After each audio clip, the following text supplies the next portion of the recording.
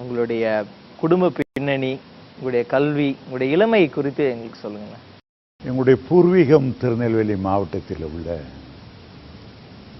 உவரிக்கும் நவலடிக்கும் இடையே உள்ள கோடாவளை என்ற ஒரு சின்ன கிராமம். ஆனால் என்னுடைய தகப்பனார் அந்த கிராமத்திலிருந்து இடையங்குடியில் வந்து குடியேறிவிட்டார். நான் பிறந்ததெல்லாம் திசையன்வளை அருகில் உள்ள இடையன்குடி. ஆரம்ப பள்ளிக்கூடம் எல்லாம் இடையன்குடியில் தான் படித்தேன். CCM ஹைஸ்கூல் இடையன்குடி என்று சொல்லுவார்கள். என்னுடைய கல்லூரி saint John's college Palayamkottai, Xavier's college அதுவும் பாளையங்கோட்டையில் படித்தேன். மாஸ்டர்ஸ் படிக்கும்போது ஒரிசாவுக்கு சென்று உட்கல் யூனிவர்சிட்டியிலே நான் முதுநிலை பட்டம் பெற்றேன். ஒரு ஆண்டு நான் ஒரு ஹைஸ்கூலில் மேத்ஸ் டீச்சராக ஒரு ஹையர் செகண்டரி ஸ்கூலில் பணியாற்றினேன். வேலை செய்து கொண்டு இருக்கும்போதே எனக்கு இன்கம் டேக்ஸ் டிபார்ட்மெண்ட்டில் பணி கிடைத்தது. 1970 முதல் 85 வரையிலும் ஏறக்குறைய 16 ஆண்டுகள் இந்திய அரசாங்கத்தில் டிபார்ட்மெண்ட்டில் நான் பணியாற்றினேன். உங்கள் குடும்பத்தில் எத்தனை பேர்? என்னுடைய தகப்பனார் ஒரு தலைமை ஆசிரியராக பணியாற்றினார். என்னுடைய தாயாரும் ஒரு டீச்சராக பணியாற்றினார்கள். எங்களுடைய பெற்றோருக்கு 2 பையன் 2 பெண், 4 பேர் மொத்தம். நீங்கள் எத்தனாவது? நான் 3வது. எனக்கு மூத்த ஒரு அண்ணன், ஒரு அக்கா, பிறகு ஒரு தங்கை. நான் 3வது பிறந்தேன். அப்பா 2 பேரும் ஆசிரியர்கள். நீங்களும் நிச்சயமாக கண்டிப்பாக படிச்சுதான் ஆக வேண்டும்ன்ற ஒரு மிகப்பெரிய கட்டாயத்தோடு படிச்சிருப்பீங்க.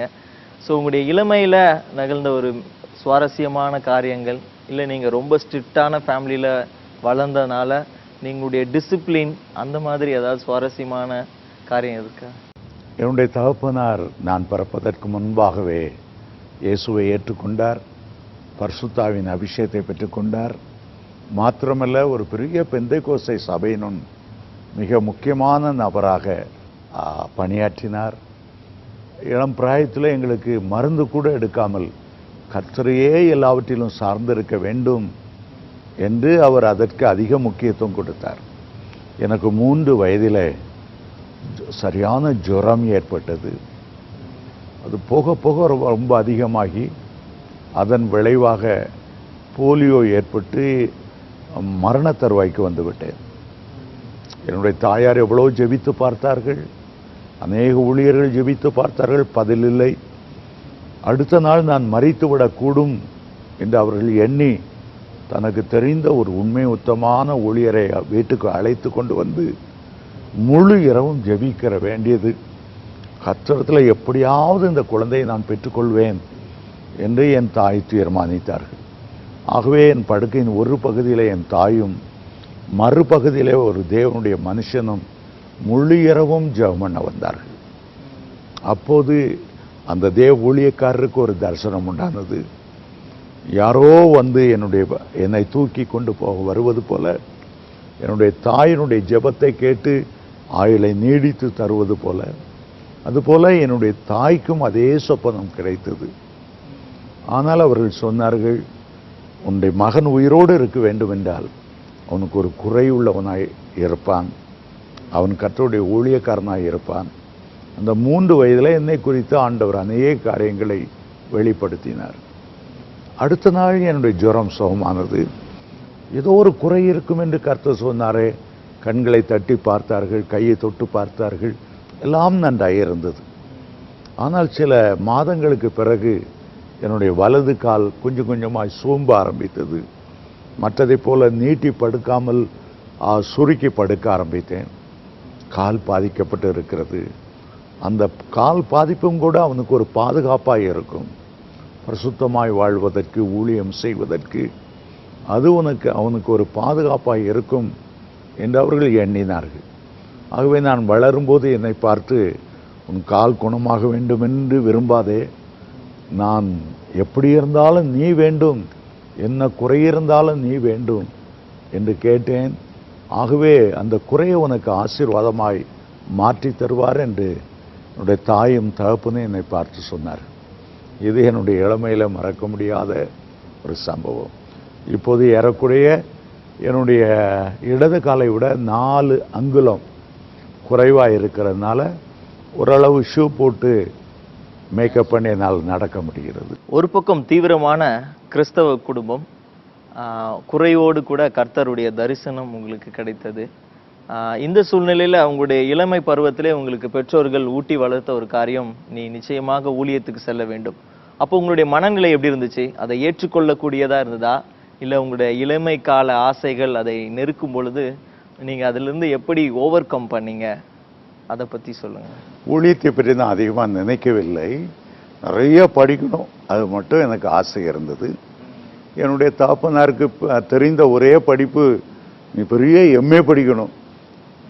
ஒவ்வொரு கடிதத்திலும் அவர் இலங்கையில் தலைமுறை ஆசிரியராக இருந்தார். ஆகவே படிக்கணும் படிக்கணும் படிக்கணும், அதை தான் எல்லா கடிதத்திலும் அவர் எனக்கு எழுதுவார். ஆகவே ஊழியத்தை பற்றி நான் அதிகமாக நினைக்கவில்லை. அதிகமாக படிக்கணும், உயர்ந்த நிலைமைக்கு வரணும், வேலையோடு கூட ஊழியம் செய்யணும் அப்படி என்று தான் நினைத்தேனே தவிர ஒரு ஊழியக்காரனாய் வருவேன் என்று எண்ணினதில்லை. ஆனால் என்னுடைய குறையோடு நான் இருந்தபோது மற்றவர்கள் என்னை கேலி செய்வது, நொண்டி நொண்டி என்று அழைப்பது, என்னை ஒன்றிலும் கலந்து கொள்ளாமல் இருக்கும்படி செய்யக்கூடிய நினைவுகள் எனக்கு வேதனை தருகிறது. விசேஷமாய் கல்லூரி படிக்கும்போது நிறைய எக்ஸசைஸ் நான் எடுப்பதுண்டு.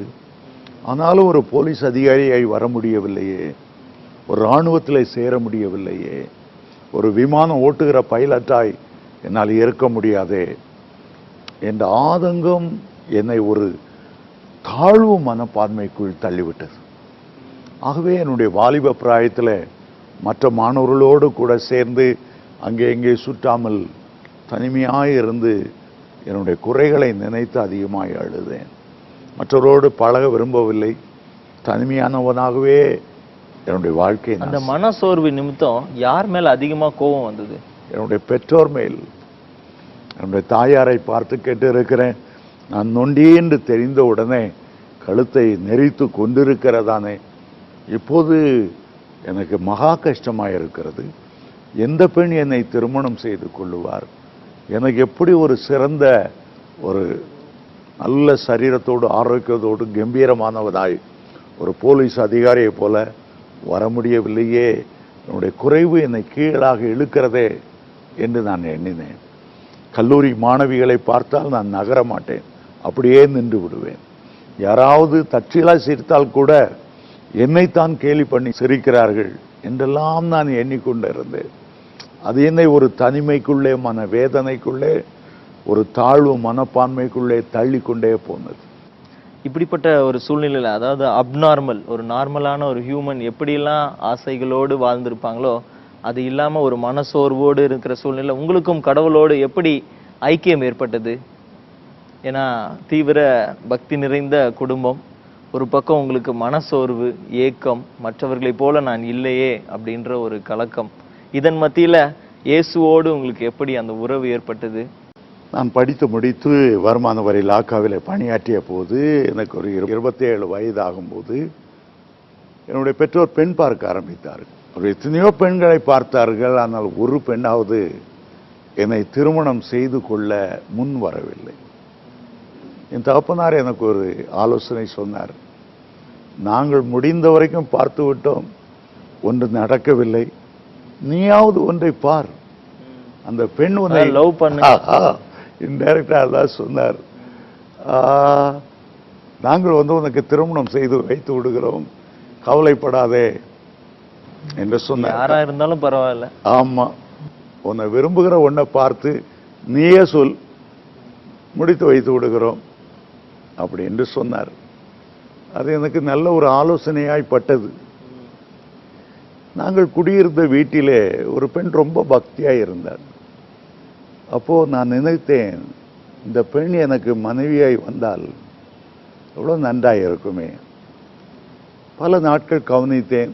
நல்ல ஜபம், நல்ல பாட்டு, நல்ல தூய்மையான வாழ்க்கை, ஒரு அருமையான பெண்ணாய் எனக்கு தோன்றினாள். ஒரு நாள் தைரியத்தை வரவழைத்து அவள் பார்த்து, உங்களை திருமணம் செய்ய விரும்புகிறேன், சம்மதமா என்று கேட்டேன். அந்த பெண் பயந்து விட்டது, ஓடியே போய்விட்டது என்று சொல்லலாம். மறுநாள் சொன்னது, நான் தேவ சமூகத்தில் ஒரு 40 நாள் வைத்து ஜெபம் பண்ணி விட்டு பதில் சொல்லுகிறேன் என்று சொன்னது. 40 நாள் காத்திருந்தேன். அதுக்கு பிறகு மெதுவாய் சொன்னது, நானும் விரும்புகிறேன் என்று. என்னுடைய தகப்பனார் இடத்துல சொன்னேன், அவர் சம்மதித்தார். பெண் வீட்டார் சம்மதிக்கவே இல்லை. ஒரு பெரிய டிராஜடி. ஆரம்பத்திலே அது தோல்வியாய் முடித்தது. அதை மீறி என்னால் போய் ஒன்றும் செய்ய முடியவில்லை. அப்போ உங்களுடைய மனநிலை எப்படி இருந்துச்சு? உடைந்து போனேன், மனம் நொந்து. ஏன்னா ஒரு பக்கம் தன்னுடைய குறை, ஒரு பக்கம் கஷ்டத்தோடு கூட இந்த பெண் ஒற்றுக்கொண்ட அந்த நிலை. அவருடைய பெற்றோர் ஒப்புக்கொள்ளாதனால அவருடைய முதல்ல ஹவுஸ் அரெஸ்ட் வைத்து திடீரென்று அவளுக்கு திருமணம் செய்து கொடுத்து விட்டார். என்னால் தாங்கிக் கொள்ளவே முடியவில்லை.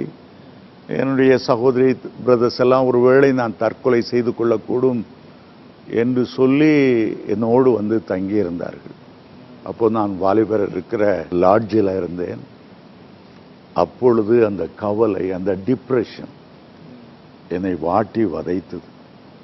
அவளை ஒரு மனைவி போல வைத்திருந்தேனே, இன்னொருவனுக்கு மனைவியாகி விட்டாளே, அதை என்னால் தாங்கவே முடியவில்லை.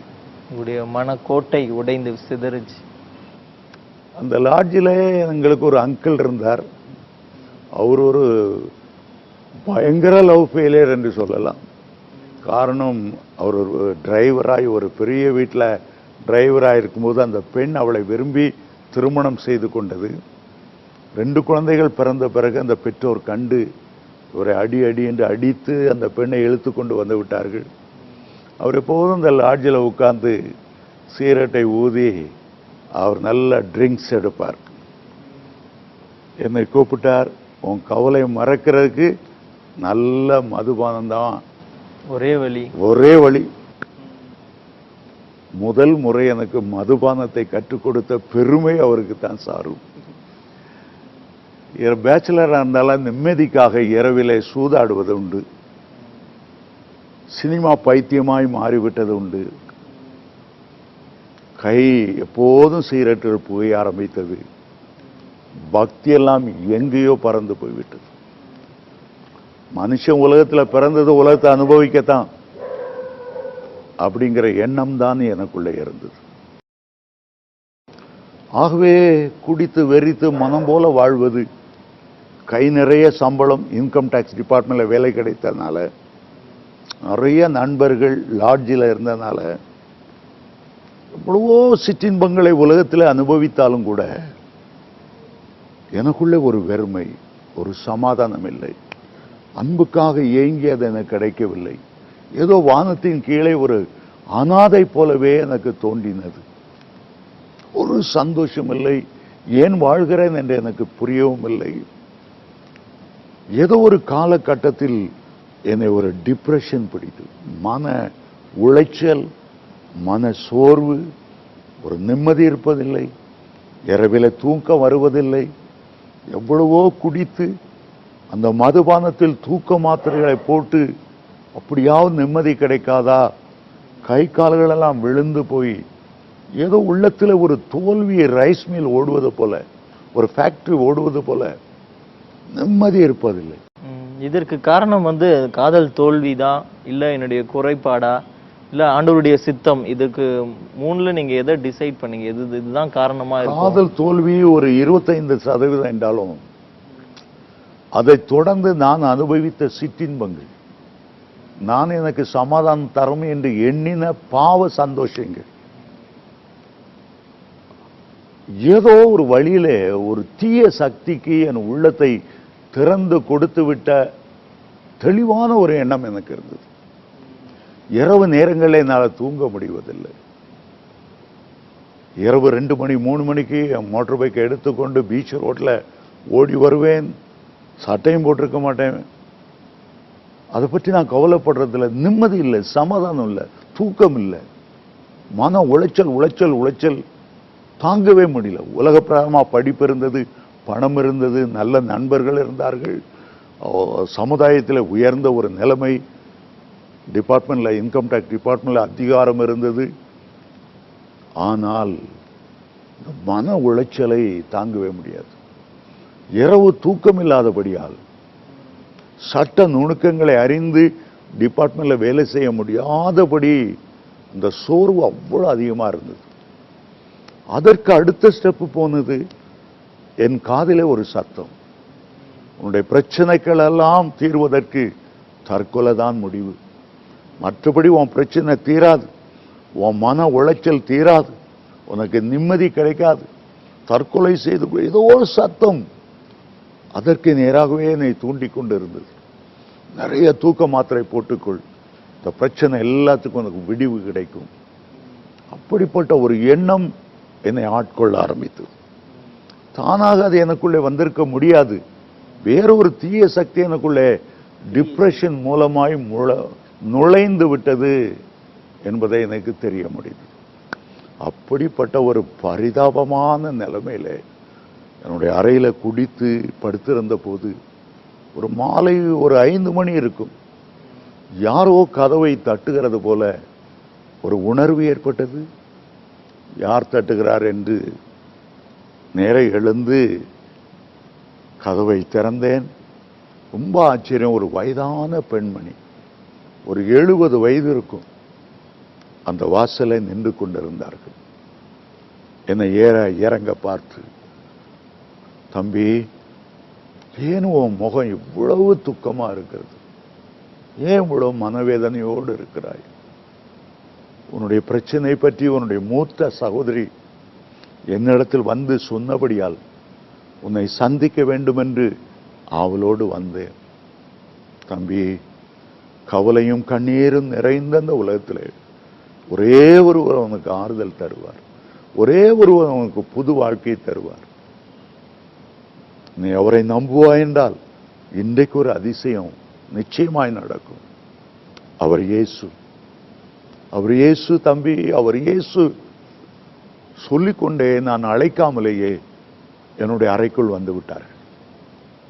திடீரென்று பார்த்தால் நேரம் முழங்கால நின்று, தம்பி, நான் உனக்கா ஜெபம் பண்ணணும், கடவுள் கிறிஸ்துவ வாழ்க்கையில குறுக்கிடும் போதுதான் உனக்கு ஒரு நம்பிக்கை உண்டாகும். இப்படியே போய்கொண்டு இருந்தால் உன்னுடைய வாழ்க்கையே நீ வீணாக்கி விடுவாய், உனக்காக ஜெபிக்கட்டும். அப்படியே ஜெபம் பண்ண ஆரம்பித்தார்கள். நான் நின்று கொண்டு அதை கவனித்துக் கொண்டே இருந்தேன். ஒன்றை மட்டும் உணர்ந்தேன், ஒரு தெய்வீக அன்பினால அவள் ஜெபம் பண்ணுகிறதை உணர்ந்தேன்.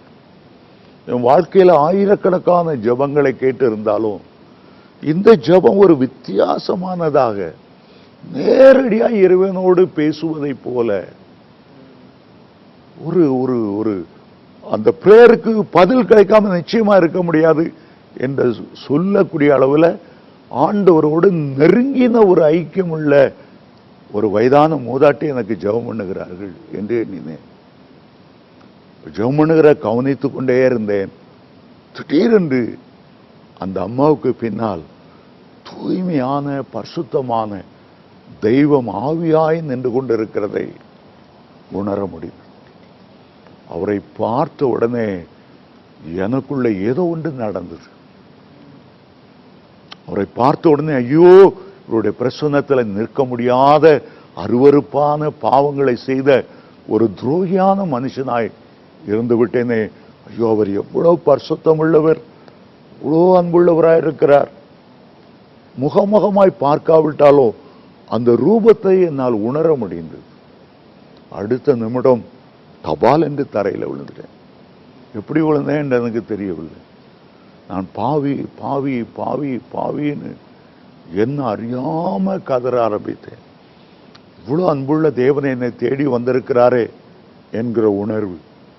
அதை தொடர்ந்து என் பாவத்தை மன்னியும், என் மேல கிருபையாயிரும், எனக்கு ஒரு நல்ல வாழ்க்கை தாரும் என்று கத்திக்கொண்டே இருந்தேன். அவர்கள் ஜெபத்தை முடித்த பிறகு சொன்னார்கள், உன்னை எப்பவாவது ஜெபம் பண்ணணும்னு தோணிச்சுன்னா எங்க வீட்டுக்கு வா தம்பி, உன்னோடு இணைந்து நான் ஜெபிக்க ஜெபிக்க உன் பிரச்சனை எல்லாம் நீங்கி போகும். தன்னுடைய விலாசத்தை எனக்கு கொடுத்தார்கள். வாங்கி வைத்துக் கொண்டேன். அன்று முழுவதும் என் கை கால்களில் ஒரு உதறல், ஏதோ எனக்குள்ளே சம்பவிக்கிறது. கொஞ்ச நேரம் கழித்து எனக்குள்ளே இருந்த ஒரு பாறை போல ஏதோ ஒன்று தடுத்து கொண்டிருந்த ஒரு கல், ஒரு பாறை போல என்னுடைய நெஞ்சை அழுத்தி கொண்டிருந்த அந்த டிப்ரெஷன் என்னை விட்டு விலகுனதை உணர்ந்து, உண்மையிலேயே என் பாடி ரொம்ப லைட் ஆட்ட போல ஒரு பாறாங்கல் என்னை விட்டு கழுத்தில் தொங்கிக் கொண்டிருந்த பாறாங்கல் விலகி போய்விட்டதை உணர்ந்து, ஒரு முழுமையான விடுதலை, நல்ல விடுதலை வார்த்தையால் வர்ணிக்கவே முடியாது. இயேசு எவ்வளவு அருமையாய் அவர் விடுதலை ஆக்குகிறார். வேதத்துல வாசிக்கிறோமே, யோவான் 8:36, குமாரன் உங்களை விடுதலை ஆக்கினால் மெய்யாகவே விடுதலை ஆவீர்கள். அதை நான் உணர்ந்தேன். அன்றைக்கு இரவு சீக்கிரமா நான் படுக்க போயிட்டேன். பொதுவா 2-3 மணிக்கு தான் நான் படுப்பது உண்டு. அன்றைக்கு 9 மணிக்கு நன்றாய் படுத்துட்டேன். அன்றைக்கு எத்தனையோ மாதங்கள் கிடைக்காத தூக்கம், எத்தனையோ வருஷங்கள் கிடைக்காத மன நிம்மதி, ஒரு பெரிய ஆறுதல், ஒரு தெய்வீகமே எனக்குள்ள வந்து குடியேறி விட்டதை போல ஒரு உணர்வு. அதுதான் பாவ மன்னிப்பா, அதுதான் ரட்சிப்பா, அதுதான் தேவனுடைய பிள்ளையாய் மாறுவதா? எனக்கு அந்த அனுபவத்தை மறக்கவே முடியாது. மறுநாள் காலையிலே ஒரு 5 மணி 4:30 மணிக்கெல்லாம் எழுந்துட்டேன். பொதுவாக நான் எழும்போது தலைனை கீழே எப்போதும் சிகரெட் பாக்கெட் வைத்திருப்பேன். ஒரு நாளைக்கு ஒரு 20 சிகரெட்டாவது காலையில் 2 குடிச்சிட்டு ஒரு ப்ரூ காஃபி சாப்பிட்டுட்டு அதுக்கப்புறம் தான் எழுந்திருப்பேன். ஆனால் அன்றைக்கு எனக்கு சிகரெட்டை ஒன்றும் தேடலை. எழுந்த உடனே எனக்குள்ள இருந்த சந்தோஷத்தினால கட்டில் பக்கத்தில் முழங்கால் போட்டு நன்றி இயேசுவேன்னு சொன்னேன். நீர் என் வாழ்க்கையில் வந்ததுக்காக நன்றி, இல்லாவிட்டா பரிதாபமான நிலைமை ஏற்பட்டிருக்கும். சரியாய் மணி 5 ஆன உடனே என்னை முந்தின நாள் எனக்காய் ஜெபித்து அந்த தாயாரை பார்க்கணுன்ட்டு ரொம்ப ஆசை. ஸோ காலையில் அந்த அட்ரஸை தேடி ஓடுனேன். விடிய காலம் 5 மணி. அவங்களுடைய வீடு ஒரு முன்னால் ஒரு கார்டன். இந்த கேட்டை திறந்து போனேன்.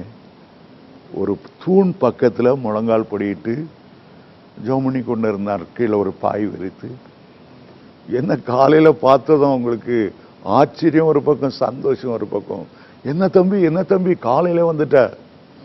இல்லை, நீங்கள் ஜோமன்ட்டு போன பிறகு எனக்குள்ள ஒரு பெரிய மாறுதல், ஒரு பெரிய மாறுதல். ஏதோ ஒரு புது சிருஷ்டியாய், ஏதோ ஒரு புது சந்தோஷம், ஏதோ ஒரு புது சமாதானம். இப்படி நான் தூங்கினதே இல்லை, நிம்மதி இருந்ததில்லை. இனிமே நான் இந்த இயேசுவை உறுதியாய் படித்துக் கொள்ள நான் என்ன செய்யணும்? அவங்க சொன்னாங்க, சாயங்காலம் நீ ஆஃபீஸை விட்டு வரும்போது நேராக எங்கள் வீட்டுக்கு வா, இங்கே கொஞ்சம் பேர் கூடி இருக்கிற ஒரு ப்ரேயர் குரூப்புக்கு ஒன்று இன்ட்ரடியூஸ் பண்ணுறேன். அது போலவே அடுத்த நாள் வந்தேன். அங்கே பார்த்தா ஒரு வீட்டில் ஒரு 13-14 பேர் வட்டமாக முழங்கால நின்று ஜெபம் கொண்டே இருந்ததை பார்த்தேன். அதில் ரொம்ப ஆச்சரியம் என்னன்னா, அவ்வளோ பேரும் எனக்காக சில வாரங்களா ஜெபித்திருக்காங்க. என் பேரை சொல்லி சொல்லி சொல்லி அவர் எப்படியாவது மனம் திரும்பணும், அவருக்கு இருக்க டிப்ரெஷன் மாறணும், தற்கொலை எண்ணம் மாறணும். என்னுடைய சகோதரி போய் சொன்னனால அவ்வளோ பேர் எனக்காக ஜெபிச்சிருக்காங்க. அவங்க ஜெபம் பண்ணுறதை பார்த்தோன்னே எனக்கு என்ன தோணுச்சுன்னா, எனக்கும் கூட இவங்கள போல ஜெபம் பண்ணால் எவ்வளோ நல்லா இருக்கும். என்ன அழகா ஜெபம் பண்ணுறாங்க. ஜெபத்தில் வார்த்தைகள் சும்மா குற்றால அருவியில் கொட்டுறது போல அப்படியே வருது. எப்படி ஆவியில் நிறைஞ்சு ஜெபம் பண்ணுறாங்க, எப்படி அந்நிய பாஷையில். என் உள்ள வேணதெல்லாம் எனக்கும் இவங்கள போல ஜெபிக்கணும். அந்த வாஞ்சை தான் ஏற்பட்டது. கூட்டம் முடிந்ததும் அதில் உள்ள ஒரு பிரதர் வந்து என்ன கை கொடுத்து சொல்றாரு, என்னையே தெரியுதான்னு கேட்டார். தெரியலன்னு சொன்னேன். நானும் நீங்க வேலை செய்யற அதே இன்கம் டேக்ஸ் டிபார்ட்மெண்ட்ல தான் வேலை செய்யறேன். நான் உங்களை பார்த்துருக்கேன், நீங்க என்ன பார்த்துருக்க மாட்டீங்க சொன்னாரு. நான் உங்க பிரேயர் பார்ட்னரா இருக்கலாமா? நான் உங்களோட இணைஞ்சு ஜெபம் பண்ணலாமா? ரொம்ப சந்தோஷமா இருந்தது.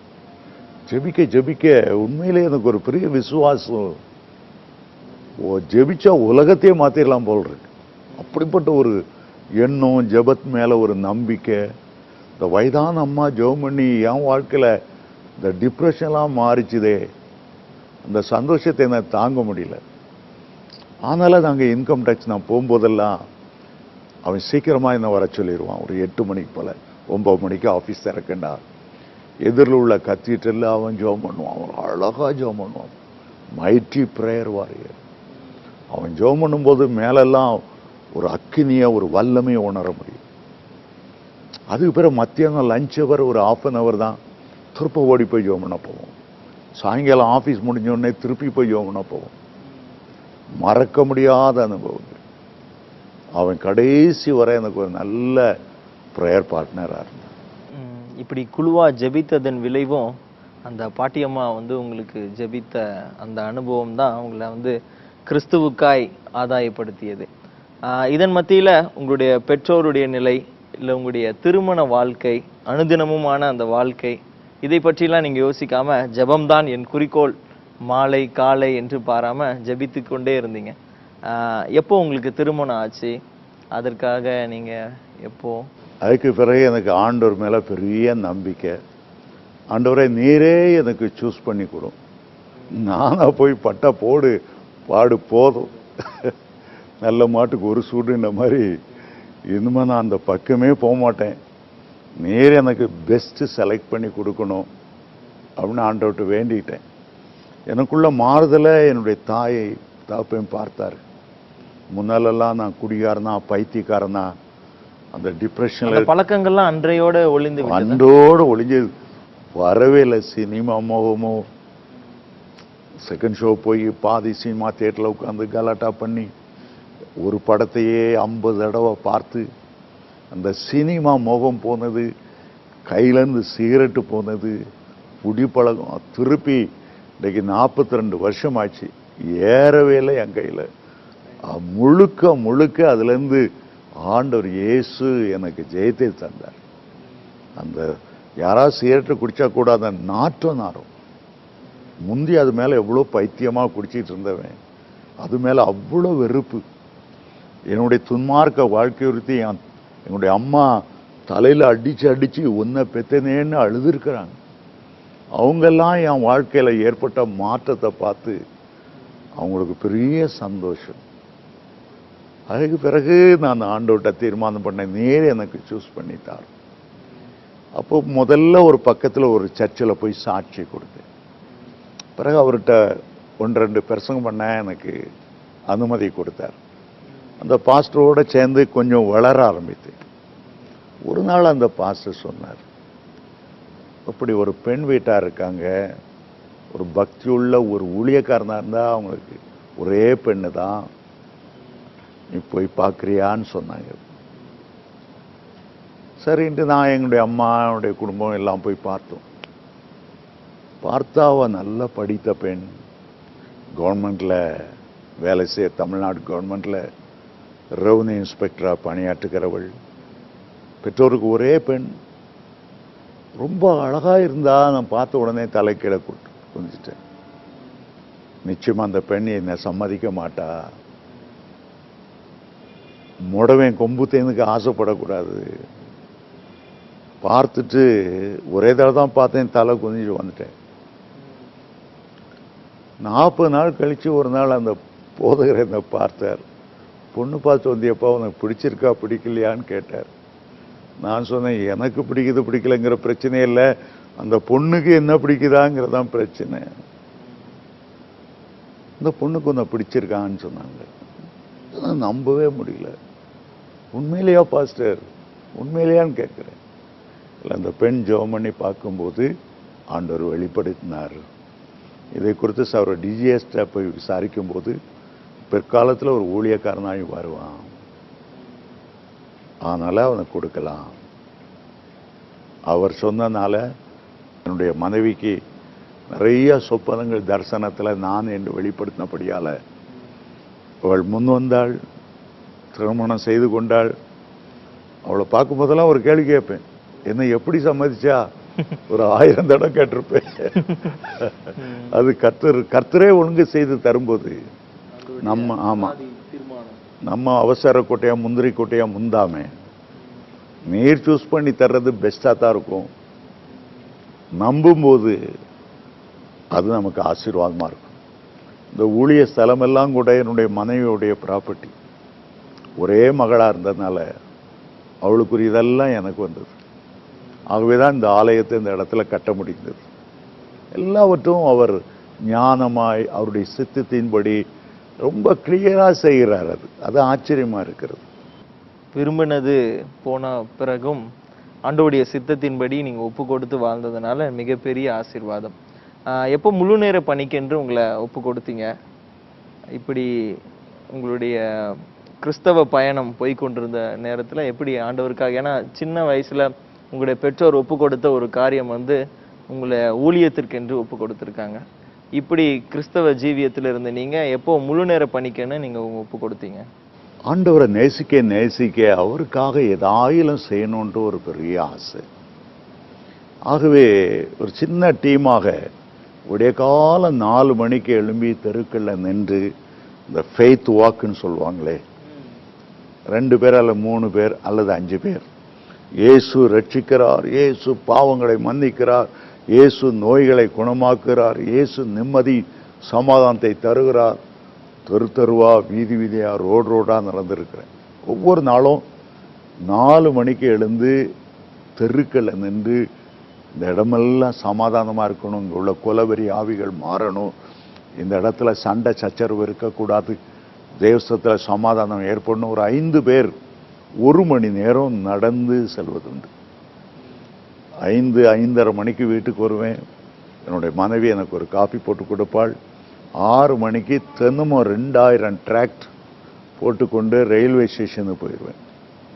அந்த எலக்ட்ரிக் ட்ரெயினில் பாஸ் எடுத்து வைத்து கொண்டால் தாம்பரத்திலிருந்து பீச் வரைக்கும், பீச்சிலிருந்து தாம்பரம் வரைக்கும் 3 ட்ரெயின். எந்த ஆண்டு இது சரியா நடந்தது? 75ஆம் ஆண்டுல இருந்து 75, 76, 77, 78 தொடர்ந்து செய்து கொண்டே இருந்தேன். பிறகு அது முடித்து 7:30க்கு வந்த பிறகு நான் குளிச்சு ப்ரிப்பேர் பண்ணிட்டு ஜோம் பண்ணிட்டு மனைவியை கூட்டிக் கொண்டு நாங்கள் 2 பேரும் புறப்பட்டு அவளுடைய ஆஃபீஸில் விட்டுட்டு அவள் ரெவன்யூ இன்ஸ்பெக்டராக இருக்கும்போது நான் எங்கள் டிபார்ட்மெண்ட்டு போனேன். எனக்கு நல்ல ப்ரேயர் பார்ட்னர். மத்தியானமும் சாயங்காலமும் அவரோடு சேர்ந்து ஜெபம் பண்ணுவேன். மாலை ஆனால் கண்டிப்பாக கீழ்பாக் மெடிக்கல் காலேஜில் குறைஞ்சபட்சம் ஒரு 20-30 பேஷண்ட்ஸையாவது பார்த்து அவனுக்கு ஆறுதல் சொல்லி நான் வீட்டுக்கு வருகிறது உண்டு. ஒவ்வொரு நாளும் எனக்கு இந்த ஆஸ்பத்திரி ஊழியம் ரொம்ப பிடிச்சது. தினமும் போயிடுவேன். ஒவ்வொரு ஞாயிற்றுக்கிழமை ஜெயிலுக்குள்ளே போய் பேசும்படி சன்மார்க்கன் ஏரியா மாரல் இன்ஸ்ட்ரக்டர் என்று அரசாங்கத்திலிருந்து எங்களுக்கு அனுமதி கொடுத்திருந்தார்கள். ஒவ்வொரு செவ்வாய்க்கிழமையும் மூர் மார்க்கெட்டு முன்னால் நின்று தெருப்பிரசங்கம் செய்வதுண்டு. ஒவ்வொரு அரசாங்க விடுமுறையிலும் கிராம ஊழியத்துக்காக போய் விடுவேன். ஒரு நாள் டிஜிஎஸ் தினகரன் அவர்களை பார்த்து, எனக்கென்று ஆண்டவர் வைத்திருக்க ஊழியன்னு ஜோம் பண்ணி சொல்ல முடியுமா? நான் ஒரு எவாஞ்சலிஸ்டா, பாஸ்டரா அல்லது ஒரு ப்ராஃபட்டா என்ன ஒன்றும் தெரியல, நான் ஏதோ அப்படி ஓடிட்டு இருக்கிறேன். அவர் சொன்னார், உனக்கு என்னென்ன ஊழியம் உன் கையில் கிடைச்சாலும் முழு பலத்தோடு அதை செய். ஒரு நேரம் வரும்போது ஒரு குறிப்பிட்ட ஊழியத்து பக்கமாய் ஆண்டவர் உன்னை திருப்புவார். அப்போது அதை நீ பிடித்துக்கொள். இதுவரைக்கும் உன் கையில் கிடைக்கிற எல்லா ஊழியத்தையும் செய். வீட்டு கூட்டமா அதில் போய் பேசு, மிஷினரிகளுக்கு பணம் செய்யறதுக்கு கொடுக்கணுமா அதை செய், தெரு பிரசங்கமா அட்ராக்டா எதுனாலும் செய். ஆனா ஒரு ஊழியத்தில் ஆண்டவர் உன்னை கொண்டு வருவார், அதை நீ பிடித்துக்கொள் அப்படின்னு சொன்னார். அந்த ஆலோசனை என்னால் மறக்கவே முடியாது. ஒரு முறை உங்களுடைய பிரசங்கத்துல அவங்களுடைய நண்பரோடு சேர்ந்து நீங்க மலையில போய் ஜெபித்த அனுபவத்தை குறித்து சொன்னீங்க. ரொம்பவே சுவாரஸ்யமான ஒரு அனுபவம்.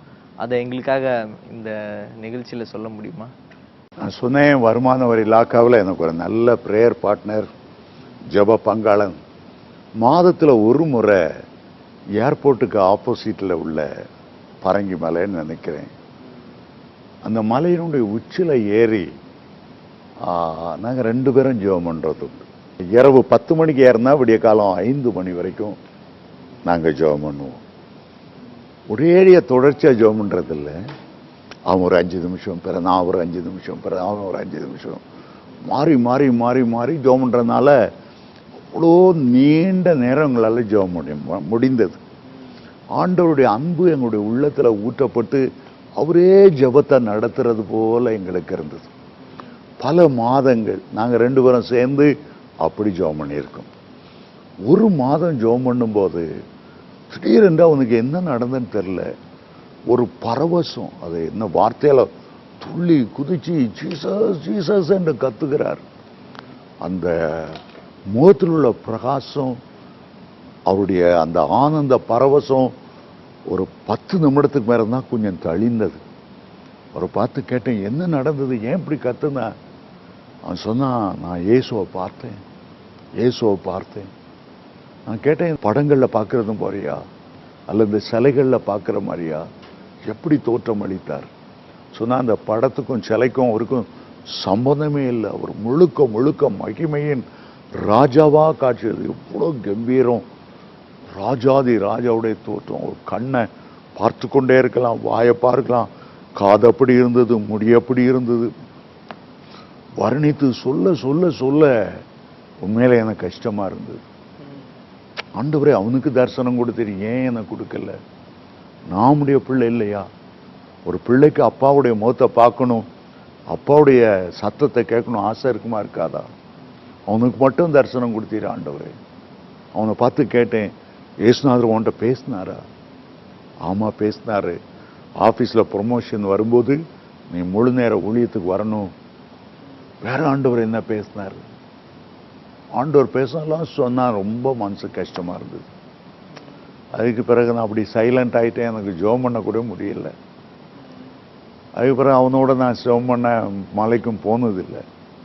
என்னுடைய ஒரே ஒரு ஆசை, ஆண்டவரை நான் பார்க்கணும் பார்க்கணும்.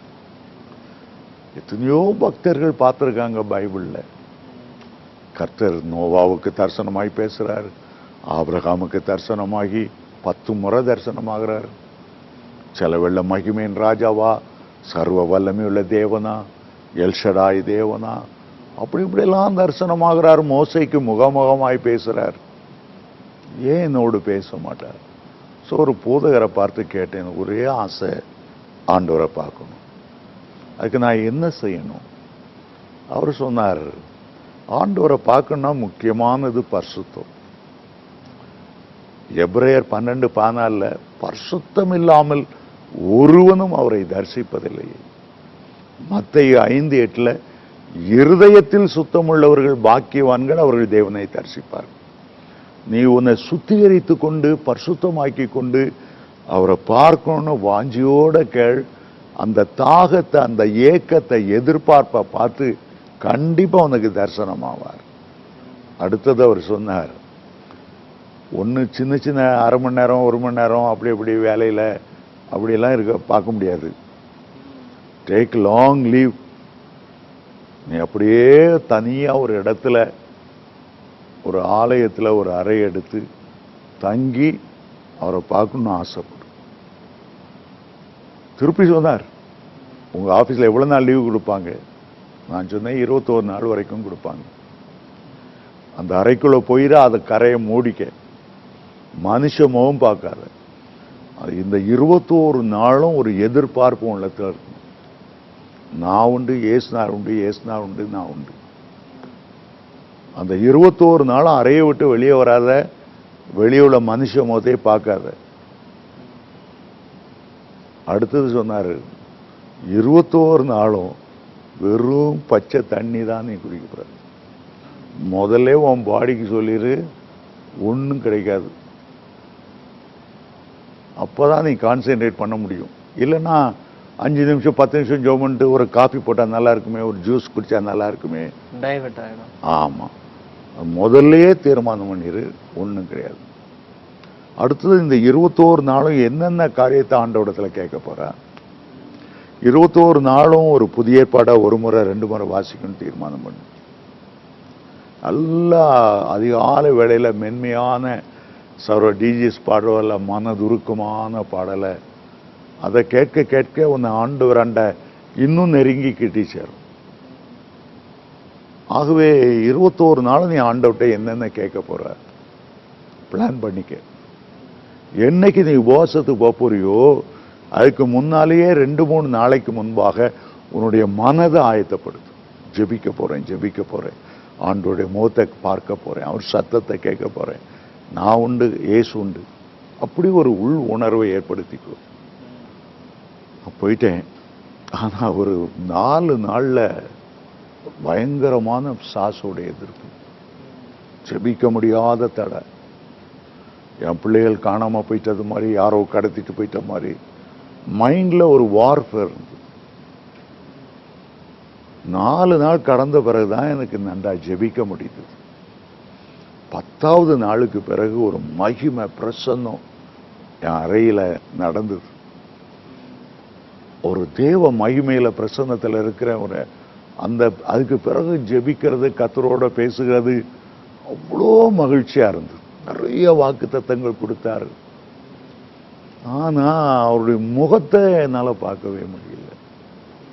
21வது நாள் ஆண்டவர்கிட்ட, இன்னைக்காவது ஆண்டவரை, இன்னைக்காவது பார்க்க மாட்டேனா, இன்றைக்காவது உடைய சத்தத்தை கேட்க மாட்டேனா, ரொம்ப மனவேதனையோடு கேட்டேன்.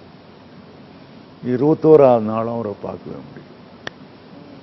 எனக்கு இருந்த ஏமாற்றம் தாங்க முடியல. ஆனா வெளியே வந்தா சாசெல்லாம் ஆடுது, நடந்து போனா அலறுது, தொட்டு ஜோமன்னா வியாதி குணமாகுது. ஏதோ வரங்கள் வல்லமையே அந்த 21 நாள் ஆண்டவர் எனக்கு தந்துட்டாருங்கிறத உணர முடிஞ்சது. ஆனாலும் அவரை பார்க்கணுங்கிற ஏக்கம் எனக்குள்ள இருந்துகிட்டே இருந்தது. ஒவ்வொரு நாள் காலையிலையும் வேற ஒண்ணுக்கும் ஜெபம் பண்ண மாட்டேன். ஆண்டவரே உன்னை பார்க்கணும், நான் உடைய பிள்ளை, நீ ஏன் தகப்பேன், உன்னை பார்க்கணும்.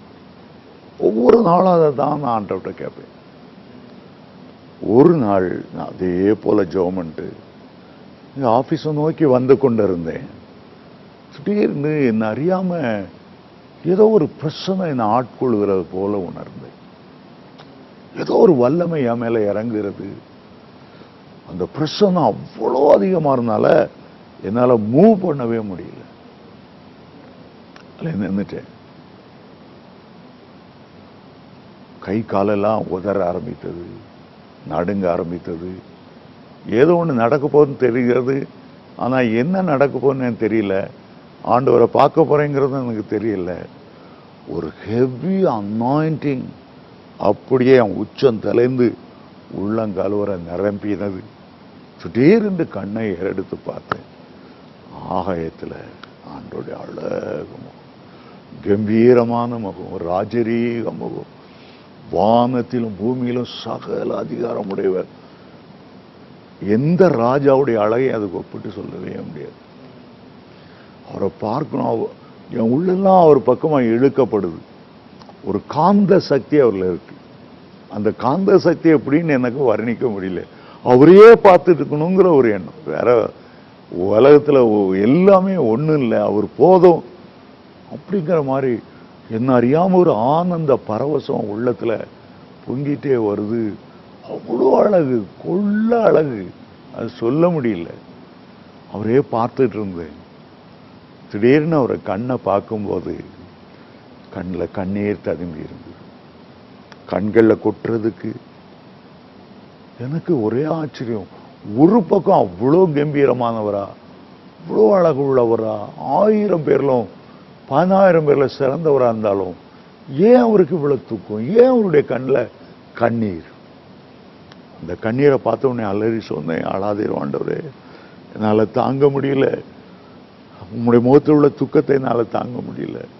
உங்களுடைய கண்ணீரை துடைக்கிறதுக்கு நான் என்ன செய்யணும்? அழாதீர் ஆண்டவரேன்னு சொன்னேன். என் பக்கம் மென்மையாய் திரும்பினார். சொன்னார், என் நாமம் தரிக்கப்பட்ட இந்த கிறிஸ்தவர்களே என்னை திரும்ப திரும்ப சிலுவையில் அறையின, திரும்ப திரும்ப துணிகரமான பாவம் என்னால தாங்க முடியல. இந்த வேதனையை நான் சகிக்க முடியாம சகிக்கிறேன் சொல்லிட்டு முகத்தை திருப்பி கொண்டார். எனக்கு கை காலம் எல்லாம் என்ன உதறிக்கிட்டு இருக்கு, என்ன பதில் சொல்றேன்னு எனக்கு தெரியல. மனசுல நினைக்கிறேன், உண்மைதான், ஒரு நல்ல சாட்சியுள்ள வாழ்க்கையை வாழ்ந்தா அவர் எவ்வளவு சந்தோஷமா இருப்பார். நிறைய பேர் இயேசுவை ஏற்றுக்கொண்டோம், ரட்சிக்கப்பட்டோம், ஒரு முன்மாதிரியான நல்ல வாழ்க்கை வாழலையே. ஆகவே அமைதியாக அவரை பார்த்துட்டே இருந்தேன். ஒரு நிமிஷம் கழிச்சு திரும்பினார், என்னை பார்த்தார். அவர் என்னை பார்க்கும்போது என் உள்ளத்துக்குள்ள எல்லாம் பார்க்கறது போல இருந்து, நான் சிறு பிள்ளையில தவண்ட நாள்ல இருந்து அவ்வளோ காலம் அத்தனை வருஷத்தையும் ஒரே செகண்ட்ல பார்த்தாருங்கிறத நான் புரியுறேன். இந்த கண் வழியா என் முழு வாழ்க்கையும் பார்க்கிறத உணர்ந்து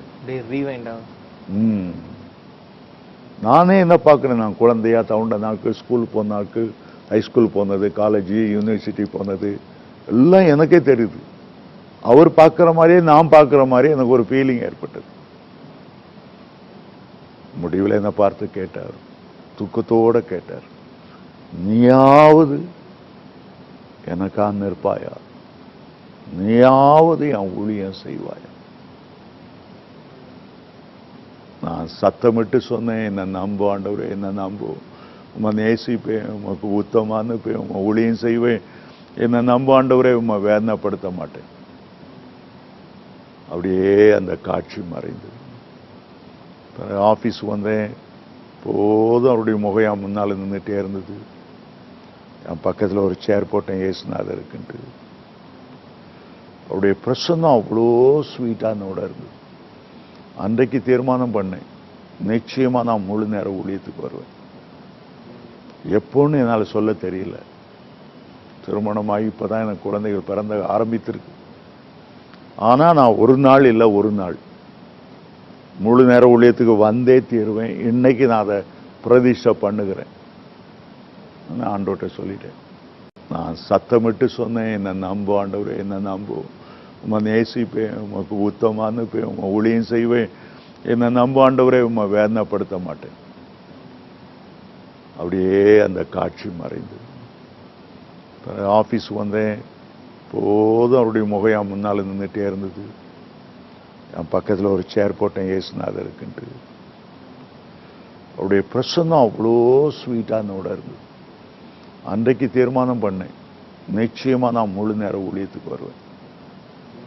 எப்போன்னு என்னால் சொல்ல தெரியல. திருமணமாகி இப்பதான் எனக்கு குழந்தைகள் பிறந்த ஆரம்பித்திருக்கு. ஆனா நான் ஒரு நாள் இல்லை ஒரு நாள் முழு நேர ஊழியத்துக்கு வந்தே தீருவேன். இன்னைக்கு நான் அதை பிரதிஷ்டை பண்ணுகிறேன். நான் ஆண்டவர்கிட்ட சொல்லிட்டேன்.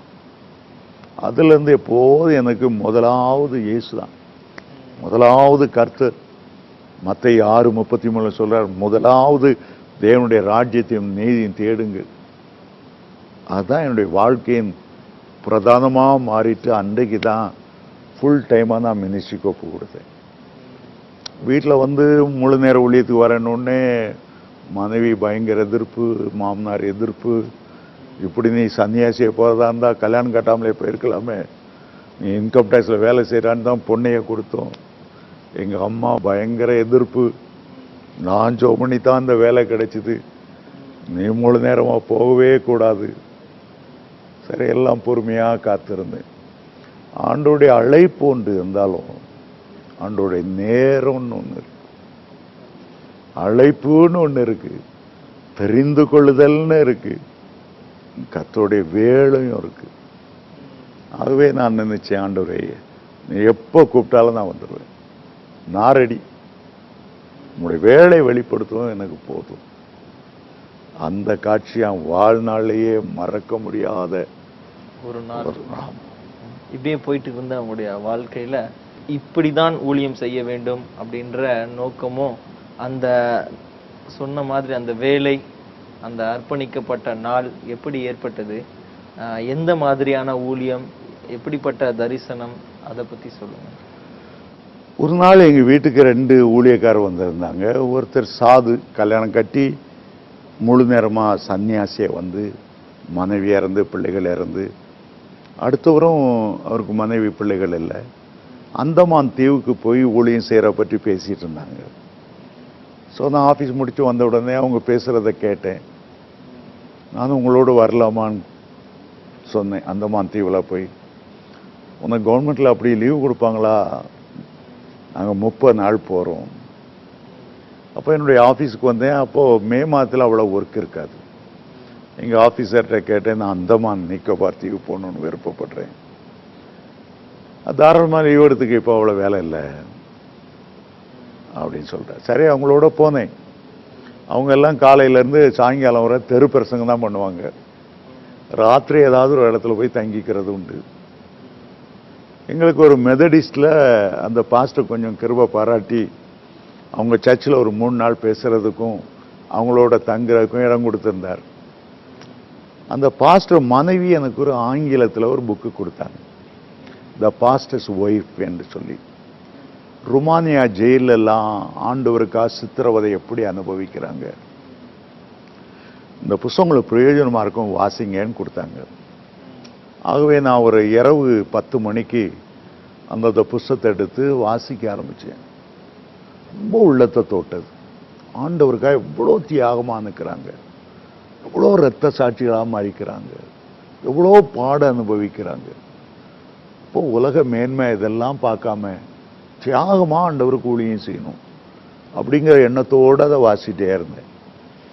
ராத்திரி ஒரு 1:30 அல்லது 2 அந்த நேரத்தில் எல்லாம் அமைதியாக இருக்குது.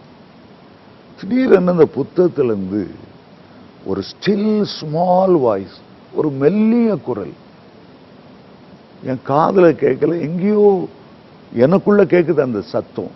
சாதாரணமாக மற்றவங்க சத்தம் காதில் கேட்கும், ஆனால் இந்த சத்தம் என் இருதயத்தில் கேட்குது. இந்த மெல்லிய சத்தத்தை காது கொடுத்து கேட்டேன். அதில் ஆண்டவர் பேசுகிறத உணர்ந்தேன். இவ்வளோ சினிமா புத்தகங்கள், நாவல்கள், கதை புஸ்தகங்கள் வெளியே வருது. சிலுவை அன்பை பற்றி எழுதுறதுக்கு ஆட்கள் இல்லை, ஆவிக்குரிய புஸ்தகங்கள் எழுத ஆட்கள் இல்லை. இப்போ நான் நினைத்தேன், அந்த காலத்துல எல்லாம் 1-2 புஸ்தகம்தான் சார் டி.ஜே. தினகரன் அவர்கள் உருகாயோ நெஞ்சமே, குணமாக்கும் தழும்புகள், மற்றபடி நிறைய புஸ்தகங்கள் வெளிவந்ததில்லை 40 ஆண்டுகளுக்கு முன்பாக. இப்போ நான் சொன்னேன், கிறிஸ்தவ எழுத்தாளர்களை எழுப்போம். திடீரென்று அந்த குரல் என்ற சொன்ன, நீ ஏன் எழுதக்கூடாது? அது எனக்கு ரொம்ப ஷாக்கிங்காக இருந்தது. நான் சொன்னேன், நான் பைபிள் காலேஜெலாம் படித்ததில்லை, தியாலஜியெல்லாம் ஒன்றும் தெரியாது. நான் இன்கம் டேக்ஸ் டிபார்ட்மெண்ட்டில் ப்ரொமோஷனுக்காக கடந்து night and day income tax லாவையும் அதையும் இதையும் படிச்சுட்டு கிடக்கிறேன்.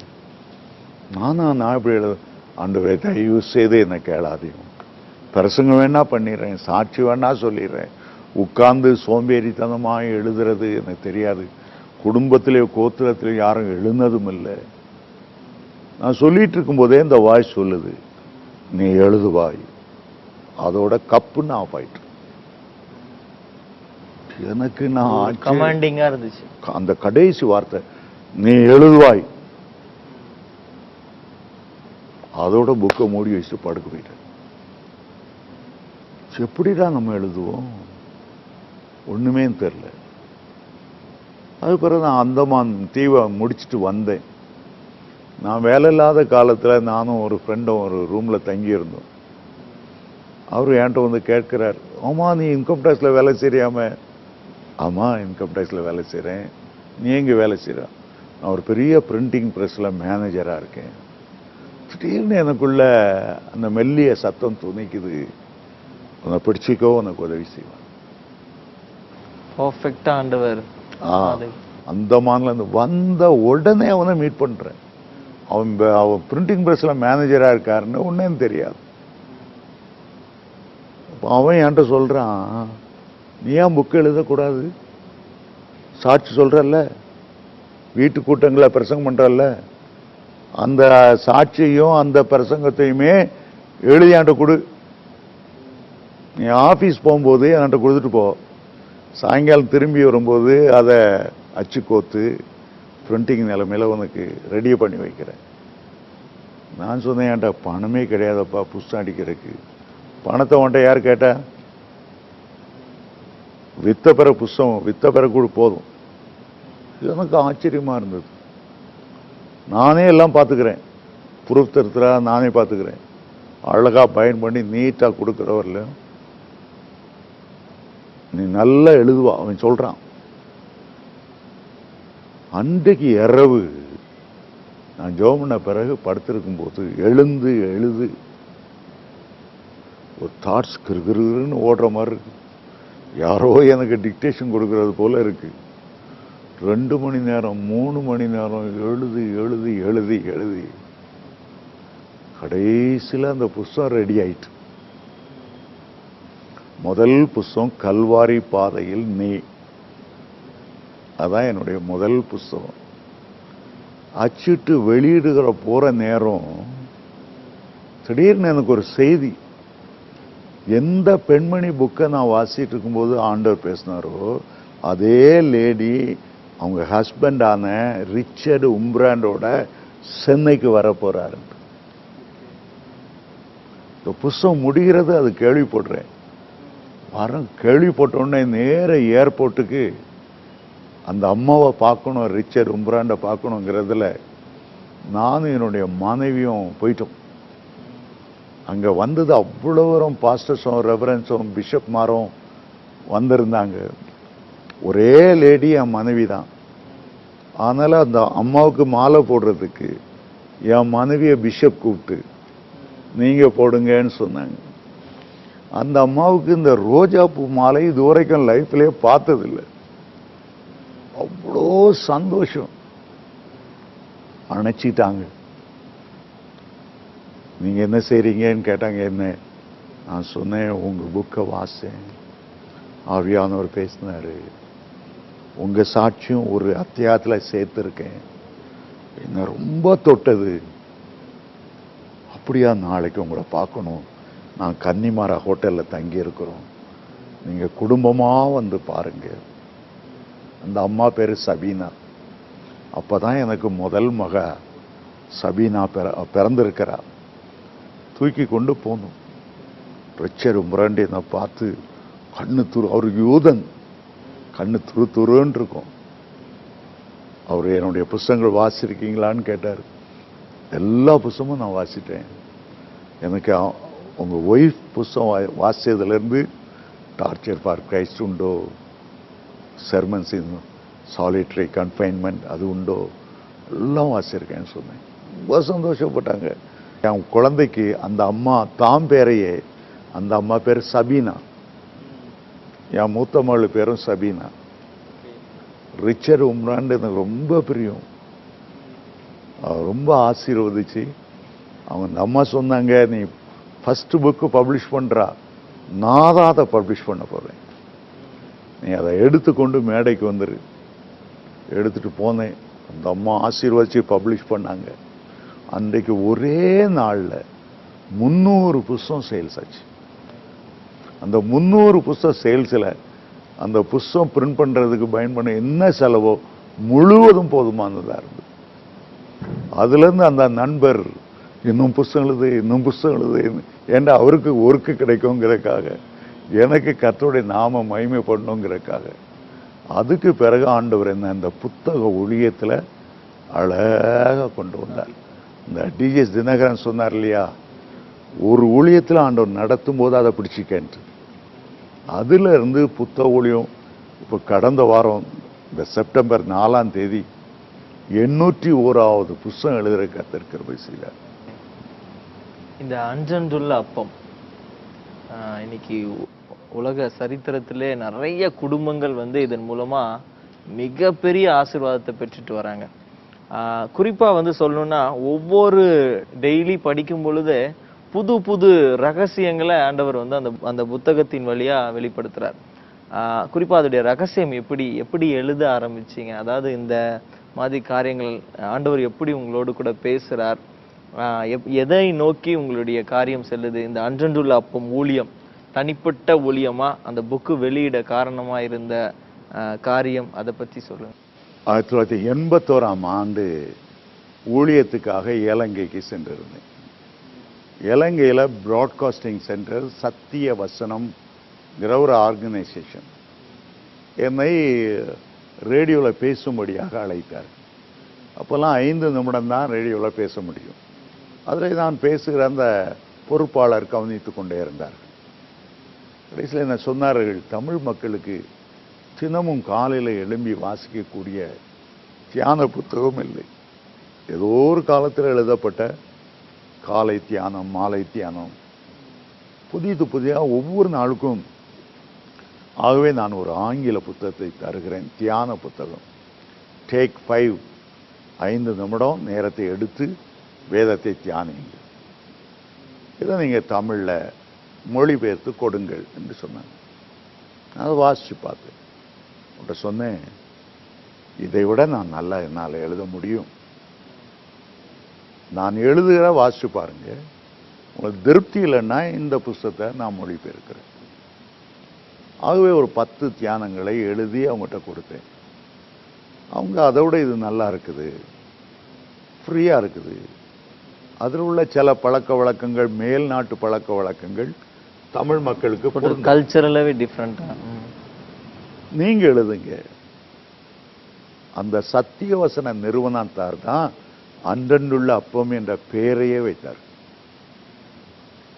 1982ஆம் ஆண்டு முதல் முறை 400 பிரதிகள் அச்சடித்து இலங்கைக்கு அனுப்பிடுவேன், அவங்க டிஸ்ட்ரிபியூட் பண்ணிடுவாங்க. அதுக்கு பிறகு ஒரு ஆண்டுக்கு பிறகு நான் சொன்னேன், நீங்கள் இலங்கையில் டிஸ்ட்ரிபியூட் பண்ணுங்க, நான் இந்தியாவில் டிஸ்ட்ரிபியூட் பண்ணுறேன். அடுத்த ஆண்டு 1200 பிரதி அச்சடித்தோம். 3ஆம் ஆண்டு 5000 ஆகி உயர்ந்தது. பிறகு 10,000, 20,000, 30,000, 40,000, 50,000, 60,000, 70, 80, 90, 1,00,000 காப்பிக்கு மேலே பிரிண்ட் ஆக ஆரம்பிச்சு. இது ஆண்டோர் செய்த ஒரு காரியமே தவிர எனக்கு உண்மையில் ஆச்சரியமா இருக்குது. ஒவ்வொரு நாளும் எழுதுவதற்கு ஆண்டவர் கிருபை பாராட்டுவார். அதான் சில நேரம் 4 மணி நேரம் 5 மணி நேரம் கை வலிக்க எழுதுவேன். ஆனால் இப்போ கர்த்தருடைய பெரிய கிருபையினால நல்ல ஸ்டெனோகிராஃபர்ஸ், தமிழையே ஷார்ட் டைம் இருக்கக்கூடியவங்க, எனக்குன்னு சொந்தமான ஒரு அச்சகம், ஜப்பானில் உள்ள நல்ல ஆஃப்செட் ப்ரெஸ், உடன் ஊழியக்காரர்கள், நிறைய ஆண்டவர் தந்தார். எல்லாவற்றையும் ஆண்டவர் எனக்காகவே ஒழுங்கு செய்து கொடுத்தது போல இருக்கிறது. இந்த ஊழியத்தில் நான் ஒரு நாளும் வெளிநாட்டில் பணம் வாங்கினதே இல்லை. ஒரு வெள்ளைக்காரன்ட்ட போய் கையேந்ததும் இல்லை, எனக்கு என்ன தேவைன்னு சொன்னதும் இல்லை. ஆனால் முழு நேரம் ஊழியத்துக்கு வரக்கு முன்னால் ஆண்டவர்கிட்ட சொன்னேன், எனக்கு ஃபைனான்ஸ் ப்ராப்ளமே வராது, எனக்கு ஒரு ப்ராமிஸ் கொடும். நான் வெளிநாட்டை எட்டி கூட பார்க்க மாட்டேன். வெள்ளைக்காரன் பணம் தந்தானா வேண்டான்னு சொல்லுவேன், உண்மையே சார்ந்திருப்பேன். இந்த ஊழிய ஸ்தாபனம் 30 வருஷம் ஆச்சு. இதுவரை எங்களுக்கு ஒரு ஃபைனான்ஸ் ப்ராப்ளம் வந்ததில்லை, ஒரு வெள்ளைக்காரன்ட்ட 5 பைசா வாங்கினதில்லை. இயேசு கிறிஸ்து அவ்வளோ பெரிய ஐஸ்வர்ய சம்பனா இருந்து எப்போதுமே உன் பாத்திரம் நிரம்பி வழியும். அதான் ஆண்டவர் கொடுத்த வாக்குத்தத்தம். எங்க தேவைக்கு மீறி ஆண்டவர் எனக்கு இன்னைக்கு வரைக்கும் கொடுத்துட்டு இருக்கார். காகத்தை கொண்டு எலியாவை போஷித்தவர், சாரிபாத் விதவை கொண்டு போஷித்தவர், தேவதூதனை கொண்டு எலியாவை தட்டி எழுப்பி போஜனம் கொடுத்தவர். இன்றைக்கும் அவர் உண்மையுள்ளவராக இருக்கார். அவர் 1000 கோடி முறை நம்பலாம். அவர் வார்த்தையில உண்மையுள்ளவர், வாக்குத்தத்தத்தில் உண்மையுள்ளவர், சொன்னதை நிறைவேற்றுகிறவர். என்னுடைய ஃபைனான்ஸ் ப்ராப்ளம் ஆரம்பத்திலிருந்து இன்னைக்கு வரைக்கும் எங்களுக்கு வந்ததே இல்லை. 1,00,000 பிரதிகளுக்கு மேலாக இப்போது விநியோகிக்கப்படுகிறது என்பது மிகப்பெரிய ஒரு சாதனை என்று கூட நம்ம சொல்லலாம். நான் சொன்ன மாதிரி டெய்லி புதுமைகளை கொடுத்துக்கிட்டே இருக்கிற அதோட சீக்ரெட் என்ன? அது இன்னைக்கு நிறைய ஆத்தர்ஸ் வந்து புக் எழுதுறாங்க, ஆனால் ஒரு குறிப்பிட்ட ஸ்டேஜ் வந்தவொடனே ரிப்பீட்டட் வருது. ஆனால் உங்களுடைய இதில் அது நிறைய இல்லை. அதுக்கான காரணம் என்ன? ஏன்னா இன்னைக்கு நிறைய பேர் இந்த நிகழ்ச்சியை பார்த்து கொண்டிருக்கவங்களாம் யோசிப்பாங்க, நான் இத்தனை ஆண்டுகளா எப்படி இவர்களால் இது சாத்தியம் அப்படின்னு. So secret of then 2 secret. அதில் என்னோட தாய் கேட்பாங்க, இத்தனை வருஷமா எழுதுறியடா, எங்கிருந்தா தாட்ஸ் கிடைக்குது? எங்க அம்மாட்ட சொல்றேன், அம்மா அதுக்கு ஒரு பேர் உண்டு, அதுதான் ஆண்டவருடைய கிருபை.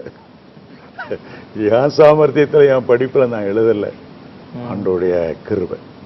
2வது அதில் முக்கியமானது, நம்ம எவ்வளோக்கு எழுதுறோமோ அவ்வளோக்கு நமக்குள்ள மற்றவங்க புக்கை வாசிக்கிறது, மற்றவங்களுடைய பிரசங்கத்தை கேட்கறது. வேதத்தை ஆராய்ந்து பார்க்கிறது. நமக்குள்ள, நம்முடைய மூளைக்குள்ள, நம்முடைய அறிவுக்குள்ள அநேக காரியங்களை கொண்டு வந்து போடாம திடீரென்னு நம்மளால எடுக்க முடியாது. ஒரு கம்ப்யூட்டர்ல நீங்க ஃபீட் பண்ணி வச்சிருந்தா தான் அந்த ஃபீட் பண்ணி வச்சதுல இருந்து வெளியே வரும். பானையில அரிசி போடாம சோறு வந்துட்டான்னு எப்படி பார்க்க முடியும்? நம்ம உள்ள போடணும் முதல்ல. நமக்குள்ள நிறைய கிறிஸ்தவங்களுடைய மற்றவங்க புக்ஸை படிக்கிறது இல்லை, மற்றவங்க பிரசங்கத்தை கேட்கறது இல்லை, வேதம் வாசிச்சாலும் அதை தியானித்து பார்க்கறது இல்லை. ஆகவே என்னுடைய நேரத்துல ஒவ்வொரு நாளும் கிட்டத்தட்ட 8 மணி நேரம் பைபிளை வாசிக்க, தியானிக்க, ஆவிக்குரிய புத்தகங்களை எழுத, மற்றவங்களுடைய பிரசங்கத்தை கேட்க. என்னால பிரசங்கத்தை கேட்க முடியாது.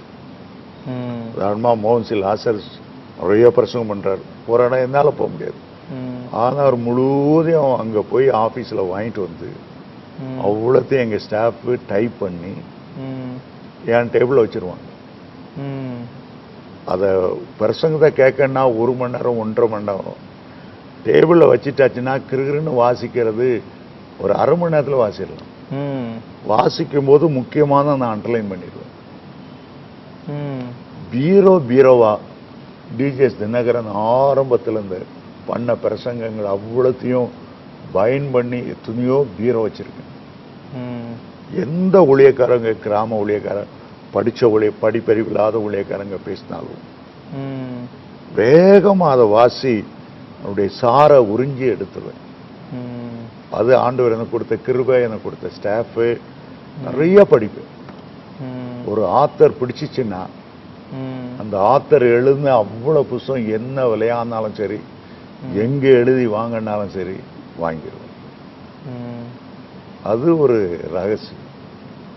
வேதத்தையும் ஆரம்பத்திலிருந்து கடைசி வர திரும்ப திரும்ப திரும்ப திரும்ப படிச்சிருக்கேன். அவுட்புட் கொடுக்கணும் அப்படின்னா இன்புட் கண்டிப்பா வேணும் அப்படின்னு அழகா சொன்னீங்க. இப்படி புத்தகத்தின் ஊழியத்துல நீங்க ஆண்டவர் உங்களை நடத்தும் போது எப்போ நீங்க முழு நேர பணிக்கு என்று உங்களை இன்கம் டாக்ஸ் டிபார்ட்மெண்ட்ல இருந்து ரிசைன் பண்ணி வந்தீங்க? 16 ஆண்டுகளுக்கு பிறகு 1985ஆம் ஆண்டு என்னுடைய அரசாங்கத்தில் எனக்கு எதிர்ப்பு வர ஆரம்பிச்சிட்டு. இவர் ஒரு கிறிஸ்தவ பிரசங்கியார், மத போதகர், லீவ் எடுத்துக்கொண்டு மத பிரச்சாரம் செய்கிறார் என்றெல்லாம் பல பிரச்சனைகள் வந்தது. குடும்பத்திலும் என்னுடைய மனைவி சொன்னாள், நீங்க ஊழியத்தில் டைம் ரொம்ப ஸ்பெண்ட் பண்றீங்க, ஆஃபீஸ்லையும் ஓன் அவுட் ஆயிடுறீங்க. சில நாள் ஆஃபீஸில் ஒர்க் ஹெவியாக இருந்தால் இரவில் அங்கேயே விழித்திருந்து அல்லது டேபிளில் படுத்துட்டு 24 ஹவர்ஸ் வேலை செய்கிறீங்க, நீங்கள் முழு நேரமாக வந்துடுங்க. பேலன்ஸ் பண்ண முடியல. ஊழியம் ரொம்ப அதிகமாயிட்டு. நிறைய ஊழிய அழைப்புகள், வெளி தேசங்களுக்கு போகிறது. ஆகவே அரசாங்கமும் என்னை ப்ரெஷர் கொடுத்தது. என்னுடைய சரீரத்தாலும் என்னால் முடியல. என் குடும்பத்திலையும் பிள்ளைகளோடும் மனைவியோடும் நேரம் ஸ்பெண்ட் பண்ண வேண்டியிருந்தது. முடியாதனால நான் நினைத்தேன், ஆண்டவர்கிட்ட கடைசியாகி போய் ஆண்டவர் என்ன சொல்கிறார் பார்க்குறக்கா திருப்ப ஒரு 7 நாள் திருப்பத்தூரில் போய் உபவாசம் இருந்தேன். இப்போ ஆண்டவரிடத்தில் நான் முழு நேர ஊழியத்துக்கு வரும்போது இது என்னென்ன காரியம் செய்வீரா, ஒரு 21 காரியங்கள் அவர்கிட்ட எழுதி வைத்து கேட்டேன். முதல்ல ஃபைனான்ஸ் ப்ராப்ளம் எனக்கு வரக்கூடாது, அதுக்கு என்ன சொல்றீங்க? பிள்ளைகளை குறித்து என்ன கேட்டேனோ எல்லாவற்றுக்கும் ஆண்டவர் அருமையாய் பதில் கொடுத்தார். அது என்னென்ன டக் டக் டக்னு சொல்ல முடியுமா? இந்திய அரசாங்கம் உன்னை கவனித்ததை விட பரலோக அரசாங்கம் உன்னை நல்லா கவனித்துக் கொள்ளும். You will never have financial difficulty. அதை முதல்ல சொல்லிட்டார் ஆண்டவர். அதுக்கு ஒவ்வொரு நாளும் ஒரு தேவனுடைய மனிதரை நான் உபவாசம் பண்ற இடத்துக்கு அனுப்புவார், பதில் சொல்லுவார். 21வது காரியம் என்னன்னா, முழு நேர ஊழியத்துக்கு வர முன்பாக நான் உண்மை ஒரு முறை பார்க்கணும். முதல்ல தரிசனம் கொடுத்தீங்க, இப்ப இன்னொருக்கா எனக்கு உங்களுடைய தரிசனம் தாரும் அப்படின்னு கேட்டேன். ஆண்டவர் சொன்னார், எப்போதுமே நான் பார்த்து தான் நடக்கணும் இல்லை, நான் உன்னோட இருக்கிறேன், நீ தரிசித்து நடவாம விசுவாசித்து நட. அந்த ஒண்ணுக்கு தான் ஆண்டவர் எனக்கு தரிசனம் கொடுக்கல, பதில் கொடுக்கல. மற்ற எல்லாத்துக்கும் என்னென்ன கேட்டேனோ எல்லாவற்றையும் ஆண்டவர் பதில் கொடுத்தார். அந்த 20 எழுதி வைத்து கேட்டது என்ன கேட்டேன்னு எனக்கு இப்போ ஞாபகம் இல்லை. அந்த 20 காரியத்தை சொன்னாலும் டைமும் நிறைய போயிடும். நிச்சயமா. அடுத்து உங்களுடைய மயிர்கற்கள்ல முக்கியமான ஒரு ஊழியம் வந்து இந்த ஏலின் திருச்சபை. இது எப்பொழுது நீங்க ஆரம்பித்தீங்க? இப்படி புத்தக ஊழியத்தில் நடத்திட்டு இருந்த ஆண்டவர் உங்களை எந்த மாதிரி ஊழியங்கள்ல பயன்படுத்த ஆரம்பித்தார்? என்னுடைய ஊழியத்தை ஆண்டவர் அதிகமாக ஆசீர்வதிக்கும் போது பரிசுத்த உபவாச நாட்களை ஏறக்குறைய 27 ஆண்டுகளுக்கு முன்பாக கொரியாவுக்கு நானும் சகோதரர் மோகன் சி லாசரஸ், எபனேசர் பால், நிறைய ஊழியக்காரங்க அங்கே போகணும். அங்கே உள்ள உபவாச மலையில தான் எங்களுக்கு ஒரு தரிசனம். இந்தியாவிலும் அப்படி 3 நாட்கள் எஸ்தர் உபவாசம் பண்ணி ஜெபம் பண்ணி தன் தேசத்தினுடைய தலைவிதியே மாற்றினார். ஆகவே நீங்கள் இப்படி ஒரு உபவாச முகாமை ஆரம்பித்து ஜெபிக்கணும். 27 வருஷத்துக்கு ஆரம்பிக்கும் முன்னால கர்த்தருடைய அபிஷேகம் அளவில்லாமல் ஊற்றப்பட்டது. ராத்திரியெல்லாம் ஜனங்கள் படுப்பதில்லை. இந்தியா அழுவார்கள், ஓலமிடுவார்கள். அழுக சத்தம் 1 கிலோமீட்டருக்கு அங்கே கேட்கிற போல அவ்வளவு ஒரு விண்ணப்பத்தின் ஆவி, ஒரு மண்டாட்டின் ஆவி ஊற்றப்பட்டது. முதல் முறை நாங்கள் ஆரம்பிக்கும் போது 300 பேர் தான் எதிர்பார்த்தோம். ஆனால் 700 பேர் வந்திருந்தாங்க. ஒன்றும் சாப்பிடாம 3 நாள் வரை இந்தியாவுக்காக கதரும்போது கடைசி நாள் அந்த அபிஷேகம் ஊற்றப்பட்டது. ஜெபிக்கிற அபிஷேகம். அது பிறகு 6 மாதத்துக்கு ஒரு முறை அது நடக்க ஆரம்பித்தது. திருப்பத்தூர்ல 27 ஆண்டுகளுக்கு முன்பாக நாம் மோகன் சி லாசரஸ், பிரதர் சங்கர், துதி சங்கர் என்று சொல்வார்கள், எபனேசர் பால் 4 பேரும் சேர்ந்து அதில் ஆரம்பித்தோம். சார் சங்கர் மரித்த பிறகு அந்த இடத்துல சார் ஜிபிஎஸ் ராபின்சன், மதுரையில் உள்ள வின்சன் ராஜி சேர்ந்தோம்.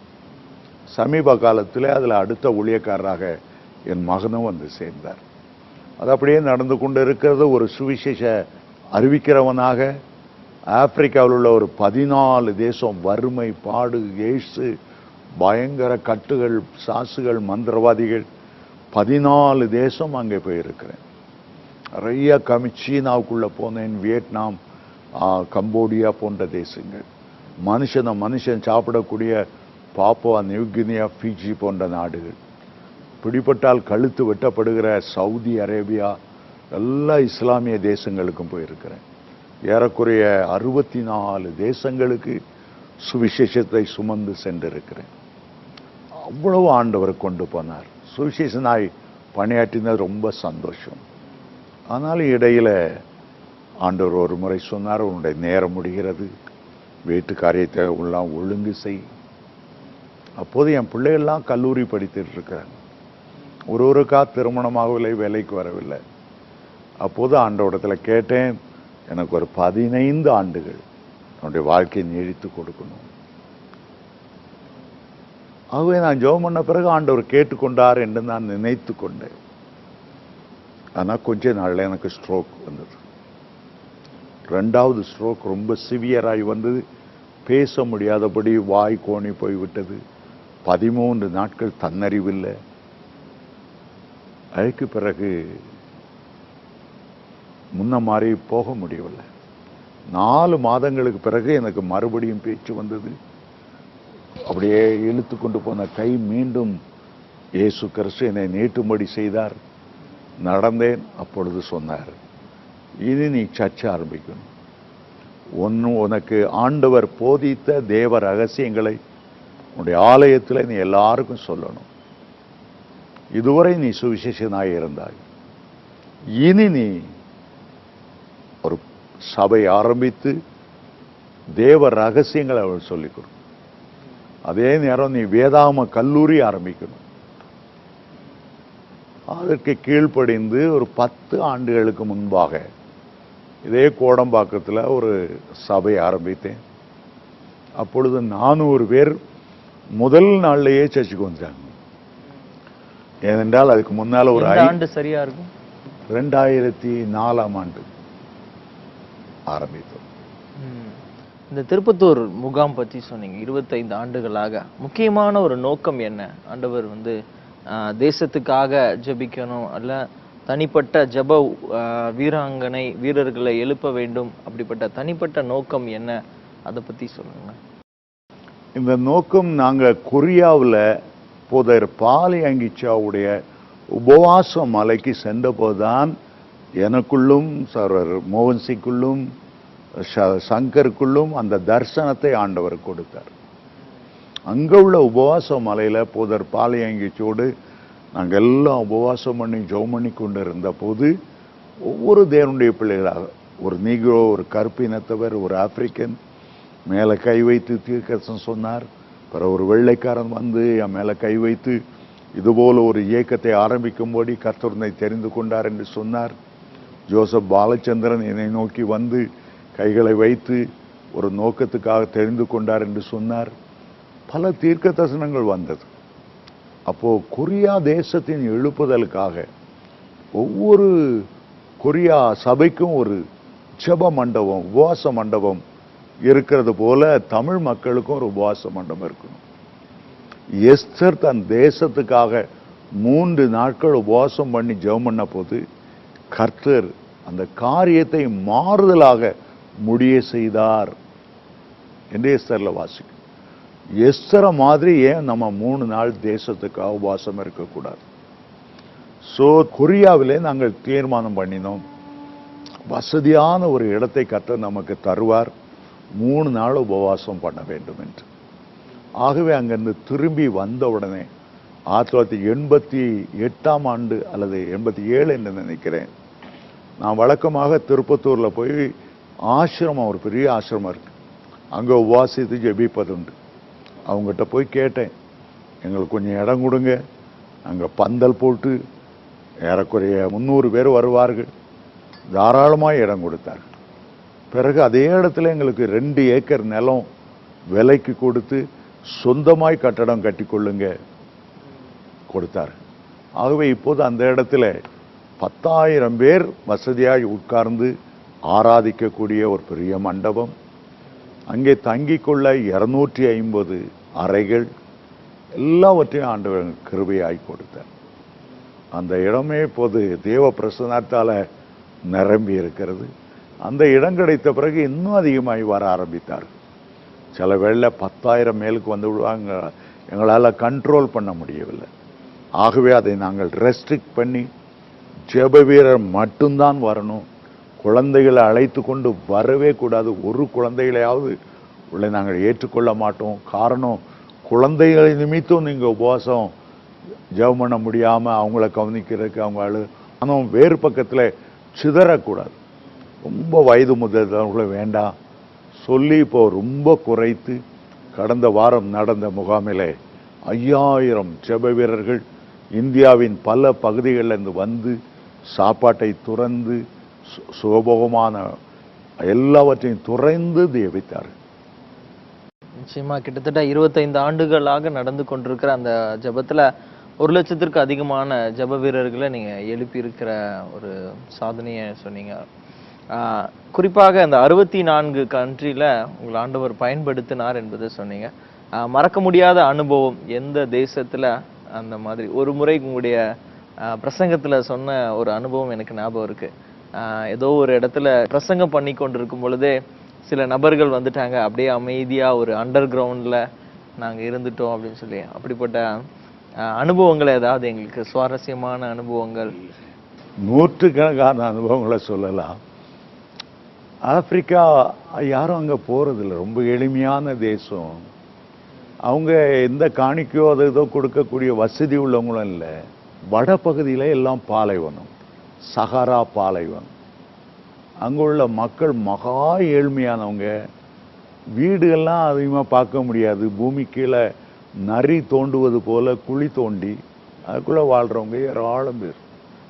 பாதிக்கு மேலே எய்ட்ஸ் நோய் அவங்களுக்கு. அங்கே பெரிய பெரிய மந்திரவாதிகள், பயங்கரமான மந்திரவாதிகளை பார்க்கலாம்.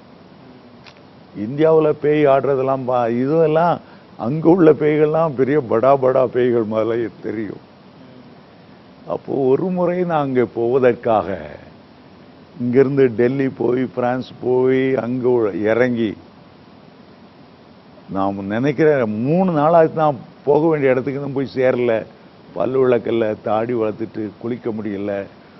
எத்தனையோ பிளேன் மாறி எத்தனையோ ஏர்போர்ட்டில் மணிக்கணக்காக கடந்து கடைசியில் ஒரு தேசத்துக்கு போகும்போது அவங்க சொன்னாங்க, நீங்கள் போகிற இடத்துக்கு போகும்னால இறங்கி இங்கே ஒரு சர்ச்சு இருக்குது, இந்தியாவிலேருந்து ஒருத்தர் வாராருன்னு சொன்ன உடனே இந்த மக்கள் எல்லாம் இந்தியாவில் கிறிஸ்தவங்க இருக்காங்களா அப்படின்னு ஆச்சரியப்பட்டிருக்காங்க. ஒரு சின்ன ஜபம் பண்ணிவிட்டு நான் போக வேண்டிய ஃபைனல் டெஸ்டினேஷன் போகலாம் என்று சொன்னார்கள். உள்ள போன உடனே ஒரு மனுஷனை, ஒரு வாலிபனை 4 பேர் தூக்கி சுமந்து கொண்டு வந்தாங்க. முன்னுக்கு இறக்கி வைத்திருக்காங்க. எனக்கு சரியா தூக்கம் இல்லை, பல் விளக்கல்ல, சரியா சாப்பிடல, நித்திரை இல்லாதனால தலை சுத்தி கொண்டிருந்தது. இயேசுவின் நாமத்தில் அவன் மேல கையை வைத்த உடனே கரண்ட் ஷாக் அடித்தது போல அவனை தூக்கி அடித்தது. பைத்தியக்காரன் தாடிகிடி வளர்த்து தலையெல்லாம் பம்பரமா இருந்தது. தூக்கி கொண்டு வந்தார்கள். திருப்பி ஜெபம் பண்ணேன். திருப்பியும் தூக்கி வீசினது. 4-5 தடவை கீழே விழுந்தான். பிறகு எழுந்து வந்தான். தன்னை பார்த்தான். அவனுக்கு புத்தி தெளிஞ்சிடுச்சு, பைத்தியம் போயிடுச்சு. அவன் காலேஜில் படிக்கும்போது கூட உள்ளவன் அவனுக்கு சூனியம் செய்தனால கை காலெல்லாம் இழுத்து போய் மடங்கி பைத்தியம் பிடிச்சு தாடி வளர்ந்து ஒரு அழுக்கு துணியில வந்தவன் இப்போ பார்த்தா கை மறுபடியும் நின்றுட்டான், கால் நின்றுட்டு நல்ல ஒரு வாலிபனா எழுந்து நின்றான். ரொம்ப சந்தோஷம் அவனை பார்த்தது. இயேசுவை பற்றி அவன்கிட்ட சொன்னேன். இயேசுதாப்பா அவனை விடுவிச்சிருக்கிறார், அவர் சர்வ வல்லமை உள்ளவர், அவரை ஏற்றுக்கொள்ளுன்னு சொன்னேன். சந்தோஷமாக அவன் ஏற்றுக்கொண்டான். அதில் ஒரு 1/2 மணி நேரம் நான் நின்று விட்டு நாங்கள் போயிட்டோம். அடுத்த பக்கம் அடுத்த பார்டருக்கு போகிறோம், கண்ட்ரி பார்டர். அங்கே சிவில் வார் நடந்து கொண்டு இருக்கிறது. 1 வாரம் கழித்து நான் திருப்பி அதே இடத்து வழியா நான் வரும்போது அதே சர்ச்சில் பெரிய மீட்டிங், தொரள் கூட்டம். என்ன எனக்கு ரொம்ப ஆச்சரியமா இருந்தது. இந்த சுகமானவன் அந்த கிராமத்தில் வீடு வீடா போய் இந்தியாவிலிருந்து இப்படி ஒரு இயேசு அறிவிக்கிற வந்து சொன்னனால நான் பைத்தியம் தெளிஞ்சிட்டேன். அவர் வந்து பாருங்க, அவர் பிரசங்கிக்கிற இயேசு உங்களுக்கும் அற்புதம் செய்வார். இவ்வளவு பேரும் எப்படி வந்தாங்கன்றா அந்த ஒருவன் மூலமா வந்தாங்க. அதான் எனக்கு ரொம்ப ஆச்சரியமா இருந்தது. முன்னால பார்த்ததுக்கும் அவனை இப்போ பார்க்கறதுக்கும் அழகா ஷேவ் பண்ணி டிப் டாப்பா ட்ரெஸ் பண்ணி அந்த வாலிபனை பார்த்தது எனக்கு அவ்வளோ சந்தோஷம். ஆண்டவர் ஒரு மனுஷனை எப்படி மாற்றுகிறார். ஆகவேதான் யோவான் 1:9 சொல்லுகிறது, உலகத்தில் வந்து எந்த மனுஷனையும் பிரகாசிப்பிக்கிற ஒளியே அந்த மெய்யான ஒளி. ஊழியத்தில் பைத்தியக்காரங்க தெளிஞ்சிருக்கிறாங்க, விடுதலை அடைஞ்சிருக்காங்க, கட்டுகள்லேருந்து விடுதலை ஆயிருக்காங்க. மந்திரவாதம் தந்திரவாதம் எல்லாத்தையும் இயேசு முறிச்சிருக்கிறார். ஆனால் அவனில் ஏற்பட்ட மாறுதலும் அவன் அந்த ஊரையே கொண்டு வந்ததும் உண்மையில என்னால மறக்கவே முடியல. ஆண்டவர் எவ்வளவு பெரிய அற்புதம் செய்கிறார். இப்படி பலமான ஊழியத்தின் மத்தியில அநேக சவால்களை நீங்க சந்திக்க நேர்ந்தது. ஸோ இடையூறுகள், சவால்கள், அப்படி வெளி தேசத்திலும் நிறைய, துபாயில கூட நீங்க சில நபர்கள் வந்தாங்க, அமைதியான ஒரு இடத்துல நீங்க வேற ஒரு ஃபங்க்ஷன் மாதிரி கூட இது நடந்துச்சு, ப்ரேயர் கூட நீங்க சொல்லியிருக்கீங்க. அப்படிப்பட்ட சவால்களை குறித்து எங்களுக்கு சொல்ல முடியும்? மரணத்தை பற்றி பயப்பட்டாதான் சவாலை பற்றி பயப்படணும். துணிஞ்சவனுக்கு தூக்கு மேல பஞ்சு மெத்தன்னு சொல்லுவாங்க. இயேசுநாதர் சொல்றார், உலகத்துல உங்களுக்கு உபத்திரம் உண்டு, ஆனாலும் திடன் கொள்ளுங்க, நான் உலகத்தை ஜெயித்தேன் என்று யோவான் 16:33 வாசிக்கிறோம்.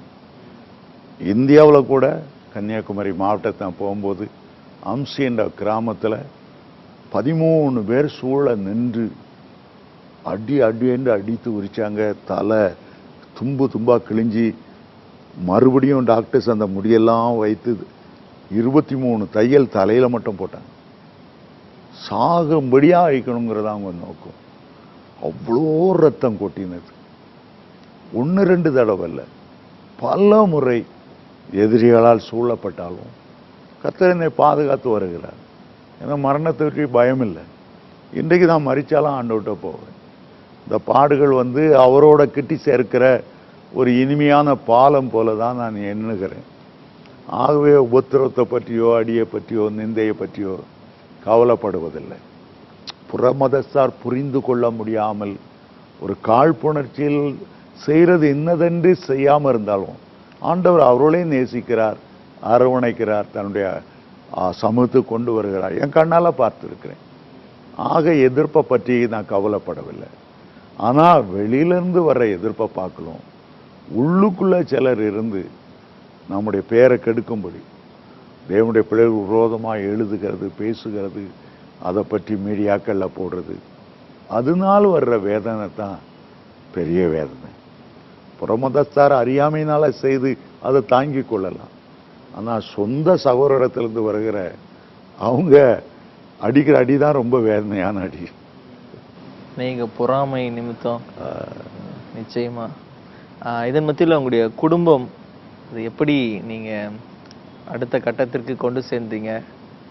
உங்களுடைய பசங்க, உங்களுடைய லைஃப் இப்படி ஊழியத்தின் பாதையில் இன்கம் டேக்ஸ் டிபார்ட்மெண்ட்டில் இருந்திருந்தா நல்லபடியாக அவங்கள வளர்த்துருக்கலாம். ஸோ இப்போ ஊழியத்தின் நிமித்தமாக அவங்கள எப்படி அவங்க வளர்த்தீங்க, அதை பற்றி சொல்லுங்கள்.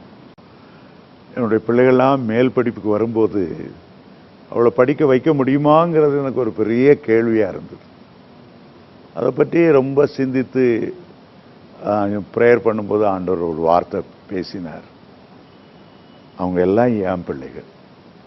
You are just a caretaker. அவங்கள நான் ராஜரீக முறையில் நல்லா படிக்க வைப்பேன். அதை பற்றி கவலைப்படாத பிள்ளைகளை ஆண்ட ஒப்படைச்சிரு.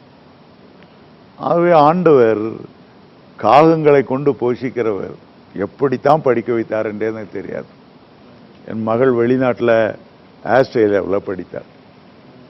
கொஞ்ச நாளில் ஆஸ்திரேலியா சிட்டிசன்ஷிப் கொடுத்துட்டாங்க. அந்த தேசத்தில் அவள் திருமணம் ஆச்சுது. அவள் இன்ஜினியராக பணியாற்றார். ஒரு கவலை இல்லை. அடுத்த மகன் படித்து முடித்த உடனே ஊழியத்துக்கு ஒன்று ஆசைப்பட்டார். இப்போ என்னோடு பாஸ்டராக இருக்கிறார். அவருக்கு 2 பிள்ளைகள் இருக்காங்க. 3வது மகள் டாக்டராக இருக்கிறார்.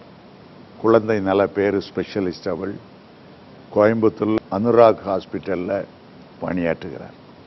கடைசி மகனும் இன்ஜினியர். அவர் இங்கே எஸ்ஆர்எம்மில் இன்ஜினியர் முடித்து கனடாவில் ஹையர் ஸ்டடி போய் அவரும் 4 பிள்ளைகளும் நல்லா ரட்சிக்கப்பட்டு அபிஷேகம் பெற்று ஆண்டவரை நேசிக்கிறவர்கள். 4 பேருக்கு வந்த 4 மருமக்கள் மாறும் அருமையாய் ஆண்டவரை நேசிக்கிறவர்கள், உண்மை உத்தமமானவர்கள். அந்த 4 மருமக்களும் என் சொந்த பிள்ளைகளை பார்க்கலாம் என்ன டேடி டேடின்னு 4 பேரும் அவங்க என்ன மாமான்னு கூப்பிடுறதில்லை. எல்லாரும் அவ்வளோ அன்புள்ளவர்கள். 4 பேருக்கு வந்தவர்களும் ரட்சிக்கப்பட்டு இயேசுவை நேசிக்கிறவர்கள். நாங்கள் ஜாதியோ அல்லது மதோ பணமோ அது என்றும் எதிர்பார்க்கறதில்லை. ஆண் பிள்ளைகளுக்கு எந்த டவுரியும் வாங்கினதில்லை, பெண் பிள்ளைகளுக்கு நாங்கள் கொடுத்ததும் இல்லை. ஆண்டவர் ஒழுங்கு செய்து தரும்போது எல்லாம் மேன்மையானதாய் இனிமையானதாய் இருக்கிறது. என்னுடைய பிள்ளைகள் பக்தியாய் வளருவதற்கு என்னுடைய மாமியார் ரொம்ப உதவியாக இருந்தார்கள். நானும் மனைவியும் வேலைக்கு போயிட்டாலும் அவங்க வேதத்தை படிக்க வைத்து ஜெபிக்க வைத்து, அதுபோல் என்னுடைய மனைவியும் கூட விடிய காலம் 4 மணிக்கு எழுந்து விடுவாள். 6 மணி வரை ஜெபிப்பாள், அந்நிய பாஷையில பாடுவாள், வேதத்தை வாசிப்பாள், தியானிப்பாள். நல்ல தீர்க்கதரிசியாகவும் விளங்கினார். ஆகவே பிள்ளைகள் நல்ல முறையில் வளருவதற்கு அது ஏதுவாய்